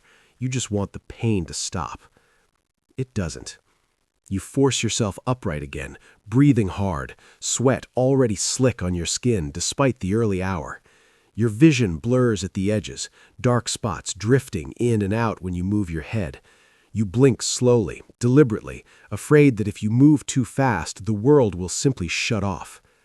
You check your supplies with hands that barely feel like yours. What remains looks insulting in its smallness. Food reduced to careful portions that no longer satisfy even briefly. Water so low you can feel panic rising just looking at it. You do the math again, though you already know the answer. The numbers don't change just because you hate them. You eat anyway, a tiny amount, enough to keep your body from revolting completely. You chew slowly, methodically, even though every instinct screams to devour it all. When you swallow, your stomach reacts violently, cramping as if angry at the tease. You grip the edge of the canoe until your knuckles ache, riding out the spasm. The ocean is calm again, mockingly so. Long, gentle swells roll under you, lifting and lowering the canoe with almost tender care. The sky is wide and empty. No clouds, no threats. Just water and light and silence. The contrast makes something inside you snap tighter. You don't trust this calm. You can't afford to. Your mind slips more easily now. Thoughts come apart mid-sentence. You start an idea and forget where it was going. You catch yourself staring at the same spot on the horizon, convinced something is there, only to realize minutes have passed with nothing changing. Time stretches and compresses unpredictably. You have no sense of how long anything takes anymore. The heat builds as the sun climbs. Your skin feels paper thin, stretched tight over bone. Every movement rubs salt into wounds that never heal. Your lips split further when you try to moisten them, blood drying almost immediately. You don't bother wiping it away. It's just another sensation layered on top of all the others. By midday, the hallucinations return with more confidence. You see a canoe off to your left, riding the swell parallel to you. It's distant but unmistakable, long, narrow, familiar. Your heart leaps violently in your chest, hope surging so fast it makes you dizzy.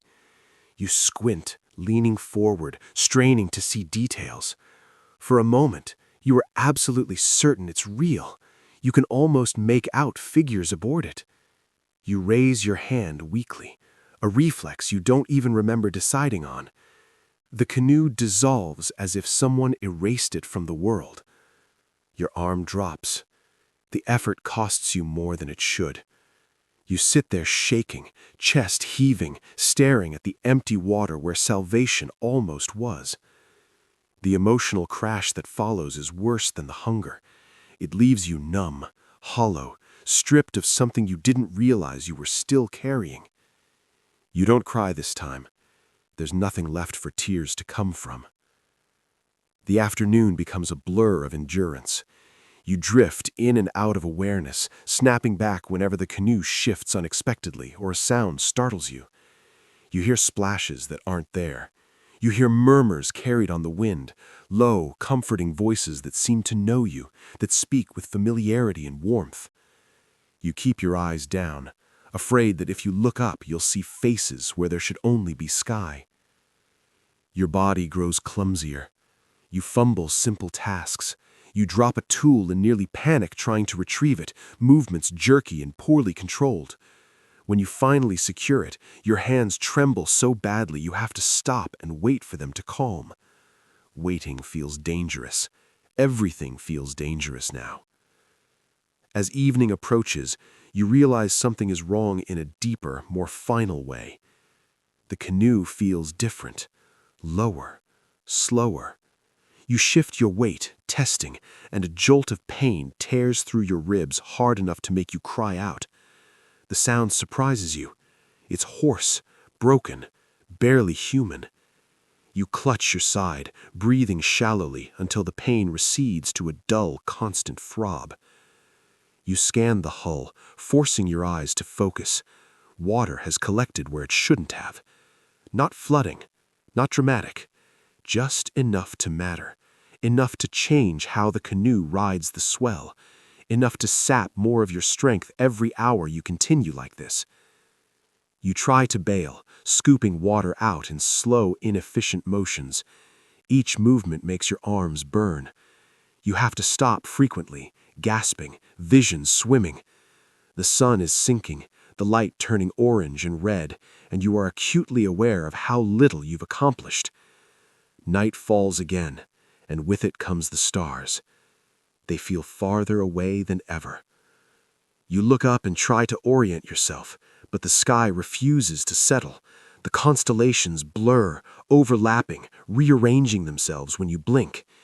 You pick an anchor star and stare at it until your eyes ache, willing it to stay still. It does, mostly, but doubt gnaws at you. You can no longer tell whether what you're seeing is reliable or simply what you need to believe. You make a course adjustment anyway. You have to. Doing nothing is surrender. The decision feels heavy, irreversible. You are choosing a direction based on a mind you no longer fully trust. The night grows colder. Your wet clothes leach heat relentlessly. Your shivering returns, violent and uncontrollable, teeth chattering hard enough to make your jaw ache. You curl inward instinctively, then force yourself straight again, balance always taking priority over comfort. You hug your arms close, trying to conserve warmth, but it's never enough. Your thoughts turn darker now, slipping into places you've been avoiding. You imagine stopping, just stopping, letting the paddle rest, letting the canoe drift wherever it wants. The idea feels dangerously appealing. Rest would be so easy. You wouldn't have to fight anymore. You wouldn't have to make decisions with a broken mind and an empty body. The ocean would take over. The thought scares you enough to jolt you back into motion. You grip the paddle again, fingers screaming, and force yourself to keep working. You don't trust your mind with stillness anymore. Sometime after midnight, the hallucinations sharpen into something cruel. You see someone lying in the canoe with you. Not standing, not moving, lying still. Your breath catches painfully. You stare frozen as the shape resolves into a body you recognize instantly. The face is slack, eyes closed, skin pale in the starlight. It looks real in a way the others didn't. Solid, unmistakable. You reach out with shaking hands, fingers hovering inches above where the shoulder should be. Your hand passes through empty air. The image shatters, leaving you gasping, heart pounding so hard it hurts. You pull your hand back to your chest, clutching it as if burned. The realization crashes over you in a sickening wave. Your mind isn't just showing you comfort anymore. It's showing you death. From that moment on, you can't shake the sense of being watched. The darkness feels crowded. Every splash, every creak of the hull sends jolts of fear through you. You jump at your own movements. You talk to yourself constantly now, whispering inside your head, afraid that silence will let something else take over. Your body deteriorates further as the night drags on. Your legs cramp violently, locking up without warning. You bite down on your lip to keep from screaming as you stretch them out, tears leaking from the corners of your eyes. Your arms feel like dead weight. Even holding your head upright takes effort. You lose track of how many times you drift into half-sleep and snap awake in terror, convinced the canoe is tipping, convinced you're falling into the water. Each time your heart takes longer to slow down. Each time it feels harder to pull yourself fully back into the present. Just before dawn, something inside you gives way completely. You look at the water beside the canoe and see faces in it, not reflections, faces looking up at you from below the surface, mouths moving, eyes open and calm. They look peaceful. They look finished. The sight fills you with an overwhelming, aching longing you can't explain. You lean toward them before you realize what you're doing. The movement shifts the canoe abruptly, sending a splash of cold water over the side and onto your legs. The shock snaps you back, heart slamming in your chest. You recoil, scrambling clumsily to steady yourself, breathing hard, shaking violently. You sit there afterward, staring at your own hands, horrified. That was close. Closer than you want to admit. When the sun finally rises, it reveals a body on the brink of collapse. Your movements are slow and uncoordinated. Your skin hangs loose in places, already losing fullness. Your eyes are dull, unfocused. You feel empty in a way that goes beyond hunger. Something essential is being consumed now. You understand with brutal clarity that survival is no longer guaranteed by effort alone. Your mind is actively working against you. Your body is burning itself to stay alive. The margin for error is gone. As the day progresses, the hallucinations don't fade with the light. They persist, subtle but constant, shadows at the edge of your vision, whispers just below hearing, the sense of presence when you are undeniably alone. You no longer react strongly to them. That frightens you more than anything else so far. Acceptance is creeping in. By late afternoon, you are too weak to fight it the way you did before. You move because habit tells you to move, not because you believe it will save you. Each action feels borrowed, like you're spending energy you don't actually possess. The ocean remains calm. The sky remains clear. The world offers no sign that anything is about to change. And in that vast, indifferent quiet, you realize the truth you've been circling for days. If something doesn't intervene soon, land, chance, rescue, or disaster, this journey will end not with a dramatic moment, but with you slowly choosing, piece by piece, to stop resisting. You keep going anyway, not because you're confident, not because you're strong, but because stopping now would mean admitting that the voices, the faces, and the pull of the water were right to wait for you. And you're not ready to give them that victory. You wake to the sound of wings. Not loud, not dramatic, just a soft, uneven beating that doesn't belong to the ocean. At first you assume it's another trick, another invention of a mind that has already betrayed you too many times. You keep your eyes closed, afraid that opening them will make the sound vanish the way the others always do. The sound persists. You force your eyes open slowly, deliberately, as if sudden movement might shatter it. The sky is pale, washed thin with early light. The ocean rolls gently beneath you, almost kind. And there, cutting low across the horizon, is a bird. Your breath catches painfully in your chest. It isn't circling randomly. It isn't high and wandering the way open ocean birds sometimes are. It flies with purpose, low and steady, wings beating in a rhythm that feels intentional. You track it with your eyes, heart pounding so hard it makes you lightheaded. Every instinct screams at you not to trust this. You've seen too much that wasn't real. You followed too many ghosts already. Still, your body reacts before your mind can stop it.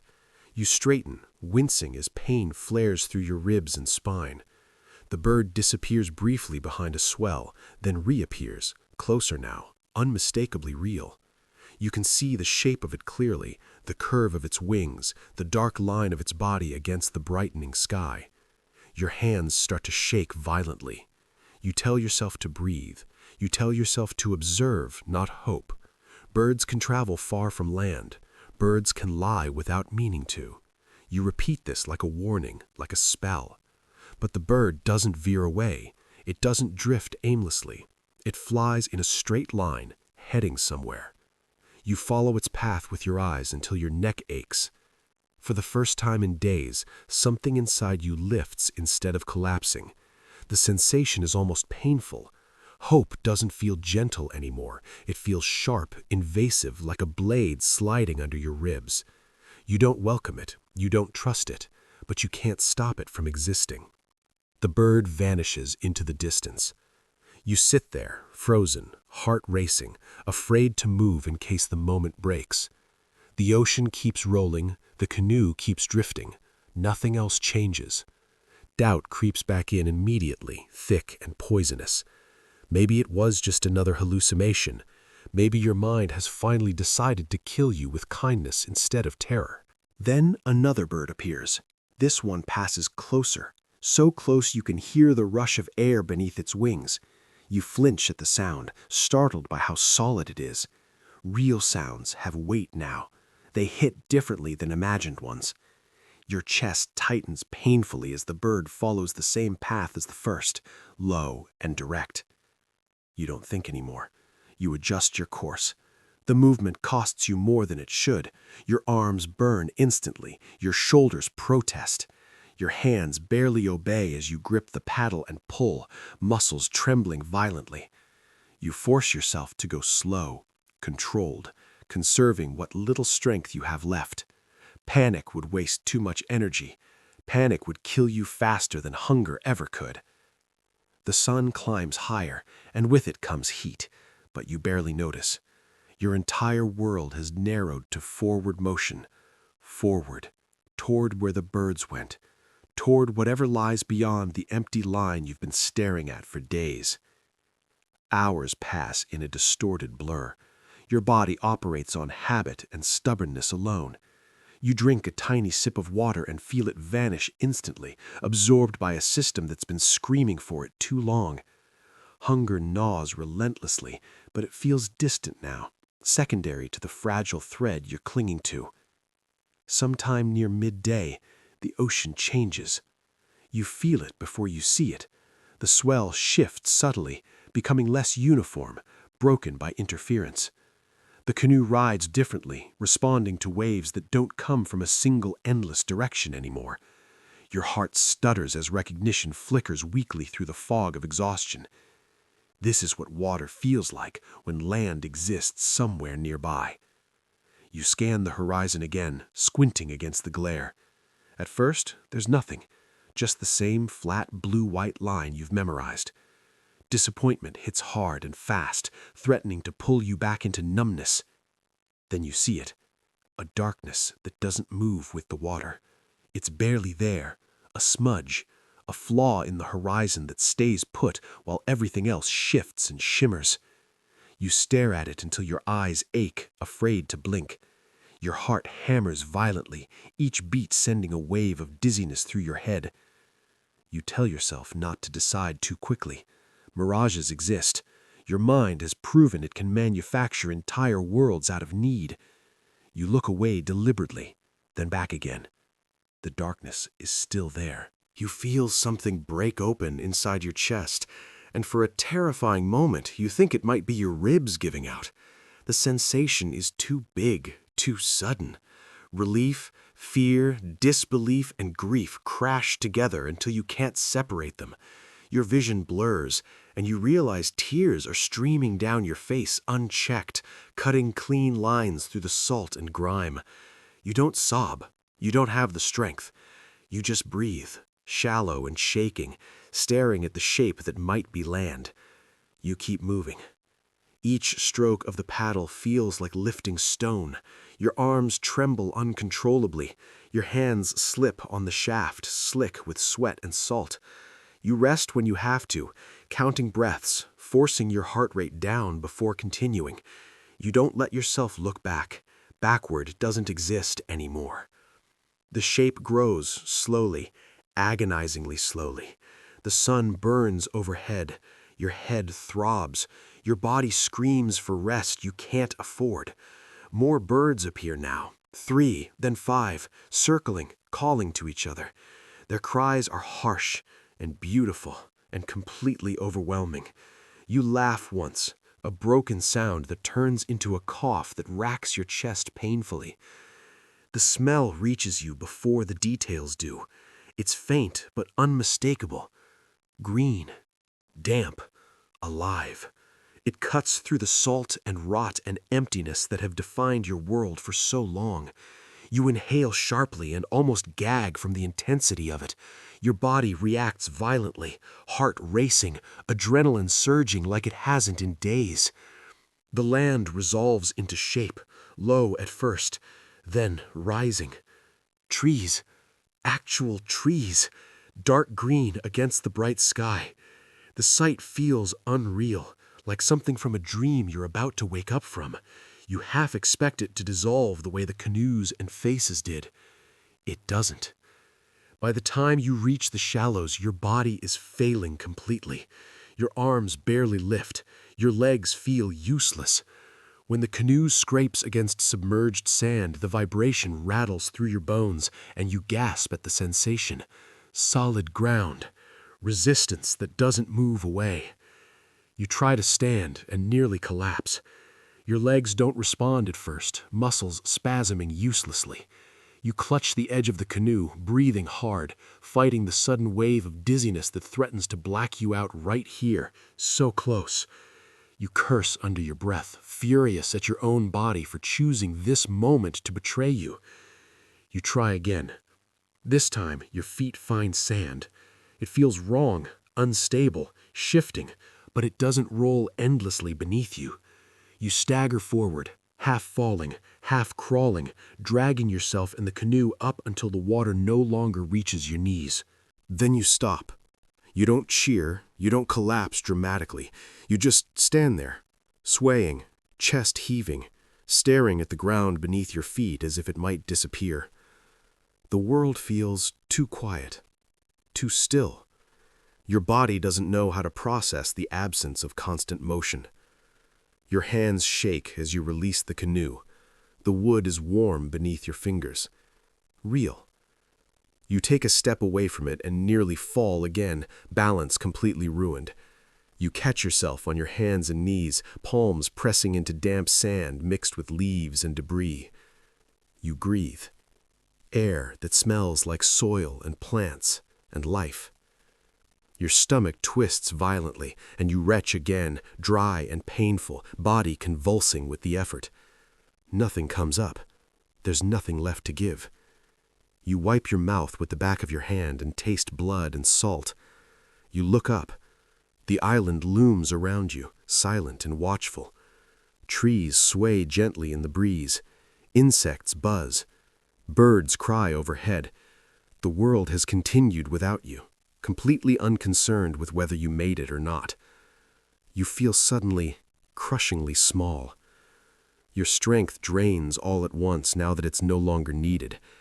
Your legs buckle, and this time, you let them. You sink onto the sand, then tip over onto your side, too exhausted to care. The ground feels hard and soft at the same time. Your body doesn't know how to interpret it. You lie there, staring at the sky through leaves, chest rising and falling in shallow, uneven breaths. Your heart still races, not from exertion, but from shock. Survival doesn't feel triumphant. It feels unreal, like something you weren't supposed to accomplish. Your mind drifts dangerously as exhaustion takes over. The edges blur again. You see faces in the leaves for a moment, hear whispers in the rustle of branches. Panic flares weakly, then fades. You are too tired to fight it now. Somewhere, faintly, you become aware of movement. Footsteps. Voices. Real ones this time, layered and overlapping, carried on the wind. You don't react immediately. You've learned better than that. You lie still, waiting for the sounds to either solidify or vanish. They solidify. Shadows fall across you. Shapes block the light. You squint, trying to focus, but your vision swims. You see legs, feet, human forms standing over you. Your chest tightens with a familiar fear, another trick, another cruel illusion. Then someone touches your shoulder. The contact is firm, warm, undeniably real. The sensation jolts through you like electricity. You gasp, a sharp, broken sound, and try to pull away, but your body doesn't cooperate. Hands hold you gently but securely, preventing you from collapsing further. You feel the vibration of voices close now, concerned, urgent. You don't understand the words. That doesn't matter. The tone is enough. The last thing you register before everything fades is the realization that you made it to land not because the ocean spared you, but because you refused, barely, stubbornly, irrationally, to stop moving when every part of you wanted to. Darkness takes you, deep and complete. Not the swallowing darkness of the ocean, the kind that lets you rest. You wake in fragments, not all at once. Sensation returns in disconnected pieces that don't immediately make sense together. Pressure under your back, warmth on your skin that isn't the sun, a smell that stops you cold, smoke, earth, something green and living. For a moment you think you're hallucinating again, and fear surges weakly through you because this is the most convincing one yet. You try to move and pain answers everywhere. It's deep and layered, not the sharp panic pain of the storm, but something heavier, slower. Your ribs throb. Your joints ache like they've been pried apart and poorly reassembled. Your mouth feels like it's full of sand and ash. When you swallow, your throat protests, raw and swollen. You breathe shallowly, instinctively, because deeper breaths hurt too much. You open your eyes. The light is wrong, filtered, broken into moving patterns. Leaves overhead, actual leaves shifting gently against a pale sky. For a second, your mind rejects it outright. This is too detailed, too stable. Hallucinations don't hold still like this. You blink again. The leaves are still there. You hear sound that isn't water. Insects, birds calling from different distances, layered instead of echoing endlessly. The ocean is present, but distant now, muted, like something pushed to the edge of your awareness instead of wrapped around it. That alone makes your chest tighten painfully. You try to sit up and fail. Your body responds sluggishly, muscles trembling uselessly before giving up. The effort leaves you dizzy and gasping. Your vision darkens at the edges and you freeze, terrified that you're about to lose consciousness again. You focus on breathing, slow and shallow, riding out the wave until the world steadies. That's when you notice the hands. They're not touching you now, but they're close, too close to be imagined. You turn your head slightly and see shapes moving nearby. People, real people. Their skin catches the light. Their shadows move independently of your thoughts. They are solid in a way nothing has been for days. Panic flares anyway. Your heart kicks hard against your ribs, sending a spike of pain through your chest. Your body tries to pull away, to protect itself, but you're too weak to do more than twitch. A sound escapes your throat, hoarse and broken, not quite a word. One of the figures reacts immediately, shifting closer, hands raised in a way that isn't threatening. They speak. You don't understand a single word.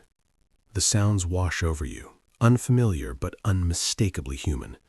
There's urgency there, concern, a sharp edge of alarm that tells you something about your condition without needing translation. One of them kneels beside you, blocking part of the light. You flinch as a hand reaches toward you, but the touch is careful, deliberate. They touch your shoulder, then pull back slightly, as if gauging your reaction. The contact sends a shock through you. Your skin has grown so used to punishment that gentleness feels almost painful. You gasp, breath hitching, and your eyes fill with tears you don't remember deciding to cry. The person freezes, then shifts again, speaking more softly. You don't know the words, but the tone lands somewhere deep in your chest. You're not alone. The realization hits you harder than any wave ever did. Your body starts shaking uncontrollably, not from cold this time, but from the sudden release of something you've been holding tight for far too long. Your teeth chatter. Your hands curl weakly against your chest. You try to pull yourself together, embarrassed by the loss of control, but there's nothing left to hold you up. They don't step away. Someone brings something to your lips, a container. You smell water before you feel it. Instinct screams at you to drink, to gulp, to take everything at once. You try, and immediately choke. Your throat spasms, rejecting the sudden flood. You cough weakly, pain ripping through your ribs, and the container is pulled back instantly. They wait. The patience of it feels unreal. After a moment, they try again, tilting it carefully so only a few drops reach your mouth. You focus with everything you have, forcing yourself to swallow slowly.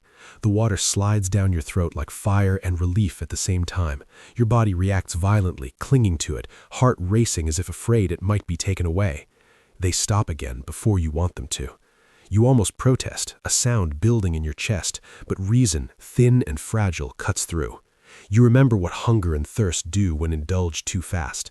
You remember stories of people who survived only to die because their bodies couldn't handle rescue. The thought terrifies you into stillness. You let them control the pace. Time loses meaning again, but this time it's different. Not the endless, oppressive stretch of the ocean. This is measured time, structured. You drift in and out of awareness as they move you, carefully onto something softer than sand. Woven fibers press against your back. Shade deepens. The air cools slightly. Someone touches your forehead. Someone else presses gently along your side, and you hiss despite yourself as pain flares. They murmur to each other. You catch fragments of tone, concern, assessment, caution. They know you're damaged. They know you're fragile. You fade out again. When you come back, the light has shifted. The sun is lower now, angled through trees. The heat is still there, but muted. Your body feels heavy, like it's sinking into whatever supports it. Pain is everywhere, but dulled now, wrapped in a fog of exhaustion so deep it almost feels like peace. You are aware of hunger again, but it's different, less frantic, still sharp, still demanding, but no longer alone. Someone places something near your mouth, a smell that makes your stomach lurch violently. Food, real food. Your mouth fills with saliva so suddenly it hurts. They don't give it to you yet. Instead, more water, small amounts, controlled. You hate the restraint and understand it at the same time. Your body shakes with need, muscles twitching, but you don't fight them. You don't have the strength. And somewhere deep inside, you trust them. That thought scares you. Trust got you into trouble before. Trusting stars, trusting your mind, trusting that endurance would be enough. You lie there, half aware, watching unfamiliar faces move in and out of view, and you wonder if this is just another elaborate hallucination, your mind's final kind lie before it lets you go. You test it the only way you know how. You focus on pain. You shift slightly, deliberately, until your ribs protest sharply. The sensation is immediate, specific, undeniable. Hallucinations blur pain. This doesn't. You're here. The realization doesn't feel victorious. It feels overwhelming, too big to process with a body this broken. Relief mixes with grief in a way that makes your chest ache. Grief for the days you lost, for the version of yourself that boarded the canoe believing skill would be enough, for the people your mind conjured to keep you company when there was nothing else. You close your eyes and let the weight of survival press down on you. At some point, they give you food, a paste, soft, bland. It barely qualifies as eating, but your body reacts like it's a feast. Heat blooms in your stomach. You fight the urge to devour it, swallowing slowly, methodically, under watchful eyes. Each mouthful feels dangerous and necessary at the same time. You sleep again. This sleep is different, deeper, not the desperate, fragmented slipping of exhaustion at sea. This is heavy and dark and long. Dreams come, but they're muted, distant. No waves, no stars falling out of place, just vague impressions of movement and warmth. When you wake, it's night. Firelight flickers nearby, casting orange shadows that dance across tree trunks and unfamiliar faces. The air smells rich and layered, smoke, food, vegetation, human bodies. The sounds around you are steady and grounded, laughter in the distance, conversation, life continuing. Your body feels marginally better, not strong, not whole, but less like it's about to disintegrate. You test your hands. They still shake, but they obey. You flex your fingers slowly, watching the movement like it belongs to someone else. Someone notices you're awake. They come closer, crouching near you. The firelight illuminates their face, and you see curiosity there, and caution, and something else you can't name. Respect, maybe, or recognition. You meet their eyes, and hold the gaze as best you can. It costs you more than you expect. They speak again, slower this time, as if that might help. You don't understand the words, but you understand the intention. They are trying to anchor you, to tell you where you are, that you are safe, that you are not drifting anymore. You nod weakly, hoping it's enough. Your mind keeps waiting for the ocean to intrude, for the ground to start moving, for the horizon to dissolve. It doesn't. The world stays still. The fire crackles. Insects buzz. The stars overhead, when you look, are sharp and fixed, no longer tools, just distant lights. That thought hits you unexpectedly hard. The stars don't matter anymore. You don't need them to survive tonight. The realization leaves you oddly hollow. As the night deepens, they bring you more water, more food, always carefully, always controlled. You accept it, even when your body begs for more. You are too tired to argue, too aware of how close you came to dying to resent the caution. Your pain sharpens in places as awareness returns. Bruised ribs, cramped muscles, skin cracked and peeling everywhere. You feel old, used, like something that has been carried too far and set down roughly. And yet, beneath it all, there is a fragile, persistent beat. Your heart, still working, still insisting.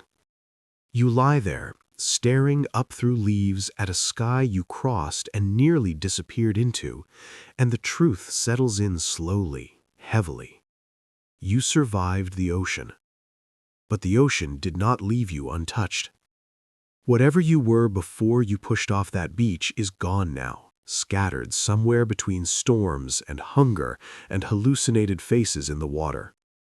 You don't know yet what's left in its place. All you know is that you are on land, and for the first time in a very long time, you don't have to keep moving just to stay alive. You wake to stillness, and it feels wrong enough to scare you. For a moment, you are certain something has failed. Your body braces automatically, muscles tensing, breath hitching, waiting for the roll of the canoe that never comes. There is no rise, no drop, no constant correction demanded of your spine and hips. The ground beneath you does not move. It does not breathe. It simply exists. Your heart begins to race anyway. You lie there, eyes open, staring at the same patch of woven fiber above you, waiting for the world to lurch. It doesn't. The silence presses in, heavy and unfamiliar. At sea there was always sound, water, wind, wood, your own breathing pushed to the edge of panic. Here the quiet feels artificial, like a held breath that never releases. Your body doesn't trust it. You try to shift your weight and immediately regret it. Pain blooms across your ribs and down your spine, sharp enough to steal the air from your lungs. You freeze, jaw clenched, riding it out. The pain is real, too real to ignore. It anchors you more effectively than calm ever could. You are on land. The knowledge doesn't settle cleanly. It rattles around inside your skull, bumping into instincts that haven't updated yet. Your muscles remain coiled, ready to react to waves that aren't coming. Your hands twitch, fingers flexing unconsciously as if searching for rope or paddle. When nothing meets them, unease spreads through your chest. Someone moves nearby. You hear footsteps on packed earth. The sound spikes your pulse instantly. Your body reacts before your mind does, breath shortening, shoulders tightening, preparing for impact or intrusion.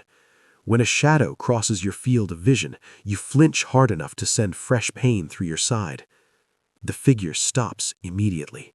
You recognize the pattern now, the careful distance, the deliberate movements. You are not in danger. You tell yourself this, silently, firmly. Still, your heart takes too long to slow. The person sets something down within reach, water, judging by the smell, and steps back. They don't touch you. They've learned something about you already. You hate how grateful you feel for that. You reach for the container with shaking hands and pause halfway, suddenly afraid, not of the water, but of what happens after. At sea, everything was controlled by necessity.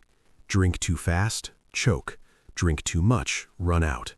Here, the danger is different, subtler. You don't know the rules yet.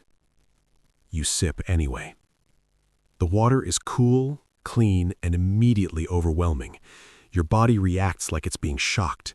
Heat spreads through your chest. Your stomach cramps violently, and you have to stop yourself from retching. You breathe through it, eyes squeezed shut, waiting for the sensation to pass.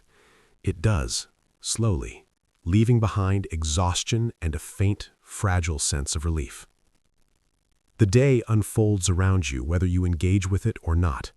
Sunlight shifts through the leaves, shadows move, insects buzz and crawl. You hear voices, many of them, coming and going, layered with activity that has nothing to do with survival in the immediate sense. People laugh somewhere, someone coughs, something solid is chopped nearby, wood splitting with a dull, rhythmic sound. Life, continuing. You try to sit up again later and make it halfway before your body refuses outright. Dizziness crashes down on you, blackness creeping in from the edges of your vision. You sag back down, gasping, heart pounding wildly. The effort leaves you trembling and weak, embarrassed by how little control you have over yourself.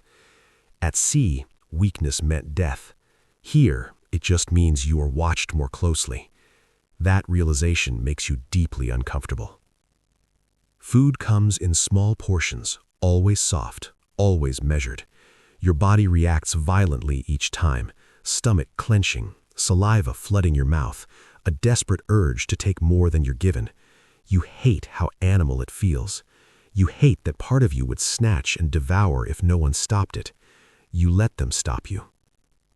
You lie there between feedings, drifting in and out of shallow sleep, and the dreams come back. They are not kind. You dream of the canoe rocking beneath you, even though your body lies perfectly still. In the dream, you try to stand, and the ground rolls away. You wake, gasping, heart racing, muscles clenched so hard they shake. It takes long seconds to convince yourself you are not about to fall into water. You dream of stars sliding out of place, of constellations rearranging themselves while you watch helplessly. You wake with your eyes already scanning the sky through the leaves, checking patterns that no longer matter. When you realize where you are, a hollow ache opens in your chest that you don't have language for yet. You stop sleeping deeply after that. Rest comes in fragments, minutes at a time. Anything longer feels dangerous. Your mind refuses to power down fully, as if it believes vigilance itself is what kept you alive. Letting go feels like inviting disaster. Your body heals slowly, unevenly. Some pains fade, others sharpen as sensation returns. Bruises bloom in deep purples and yellows along your ribs and legs. Your skin peels in sheets, revealing tender new layers beneath. Your hands look wrong to you, too thin, too veined, like they belong to someone older. You catch sight of yourself reflected faintly in water one afternoon and look away immediately. The face staring back doesn't match the one in your memory. The eyes are the worst part. They look alert in a way that doesn't soften even when you're still. People try to talk to you. They gesture, offer sounds meant to reassure, to explain. You nod when appropriate. You follow instructions as best you can. You smile once, reflexively, and it feels like wearing a mask that doesn't fit. The effort leaves you tired. Conversation, even without understanding the words, costs energy you don't have much of yet. At night, the fire becomes a problem.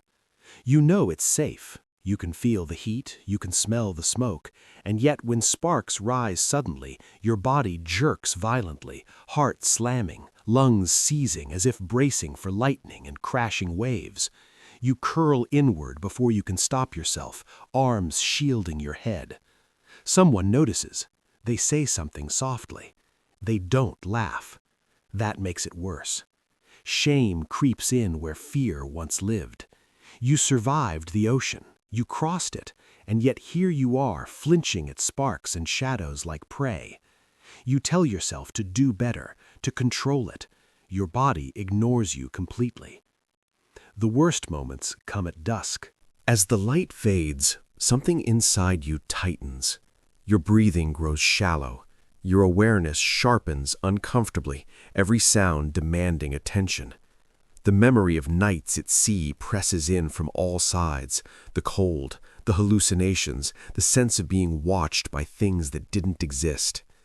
You sit rigid, eyes tracking movement in the trees, convinced for fleeting moments that you see figures where there are only branches.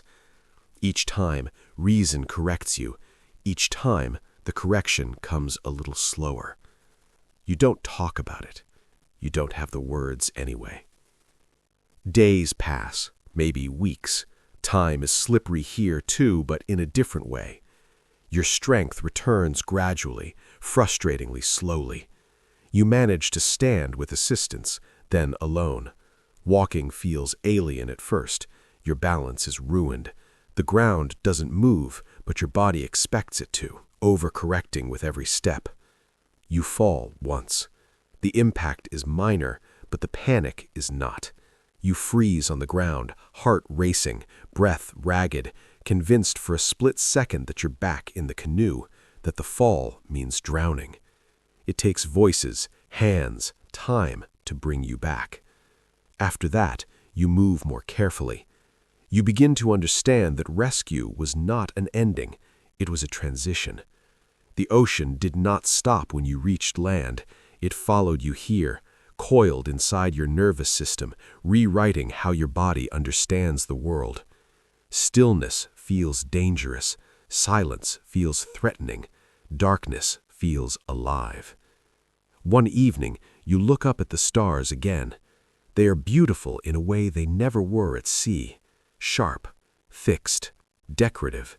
They do not demand anything from you, and that absence of demand hurts more than you expect. You realize with a strange mix of grief and anger that part of you misses the clarity of survival. Out there, every choice mattered, every moment had purpose. Here, safety stretches endlessly, unstructured, asking you to rebuild something from nothing. You don't know how to do that yet. You sit by the fire, wrapped in borrowed fabric, watching sparks rise and fade into the night, and you understand the truth you've been avoiding. You survived the crossing. But survival didn't bring you back to who you were. It brought you somewhere new, damaged, alert, alive in ways that don't fit easily into the world you've reached. And you don't yet know whether this land will ever feel as solid to you as the ocean once did. You wake before dawn now, even when no one asks you to. Your body does it on its own, as if the day cannot begin safely unless you are conscious to witness it. The air is cool, damp with night, and for a moment, always the same moment, you expect to feel motion beneath you. You wait for the slow rise of the canoe, the familiar roll that never comes. The ground stays still. Your chest tightens anyway. You lie there, staring into the half-light, listening to the sounds of land waking up. Insects, birds, human movement carried softly through trees. These sounds are supposed to mean safety. They do for everyone else. For you, they are just different. Not better, not worse. Just unfamiliar in a way that never fully settles. Your body is stronger now, not whole, but functional. You can stand without help, you can walk without falling. Your ribs still ache when you breathe too deeply, a reminder pressed into bone.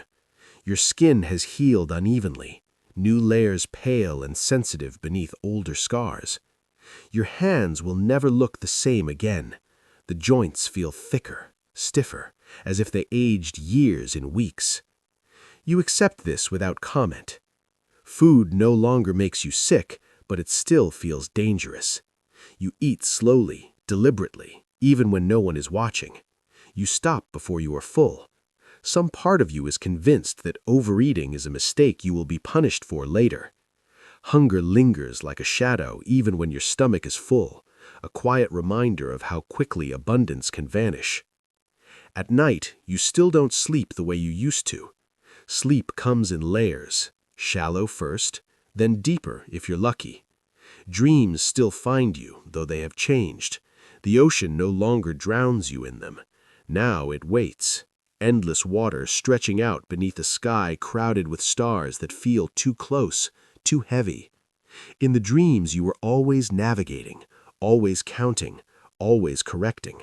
You wake with your jaw clenched and your hands curled as if gripping something that isn't there. You don't talk about the dreams. You've learned that not everything that survives should be shared. The people here have accepted you in the way island people do, not with interrogation, not with ceremony, but with quiet inclusion. You are given a place to sit, work to do when you are ready, space when you are not. They do not ask you to explain the ocean. They already know it. They know what it takes. They know what it takes from you. That knowledge lives in their eyes. Sometimes you help mend nets or carry water. Sometimes you just sit and watch the shoreline, tracking waves out of habit more than need. You notice how the swells change with the wind, how birds behave when weather shifts. You cannot stop reading the ocean, even when it no longer matters. The skill does not turn off. One evening, someone sits beside you and gestures upward. The stars are sharp tonight, clear, unobstructed by cloud or smoke. They look the way they did before the voyage, before they became tools, before they became lifelines. For a long moment, you can't bring yourself to look at them directly. Your throat tightens unexpectedly. When you do look, something strange happens. Your body does not tense. There is no immediate calculation, no instinctive need to orient, to measure angles, to trace paths across the sky. The stars are just lights again, distant, untouchable, beautiful in a way that asks nothing of you. The realization hits harder than any storm ever did. You feel an ache open in your chest, slow and deep, not pain exactly, grief, for the version of yourself who learned those stars under pressure, for the nights when forgetting a single one could have meant death, for the certainty that came with necessity. Out there, every decision mattered.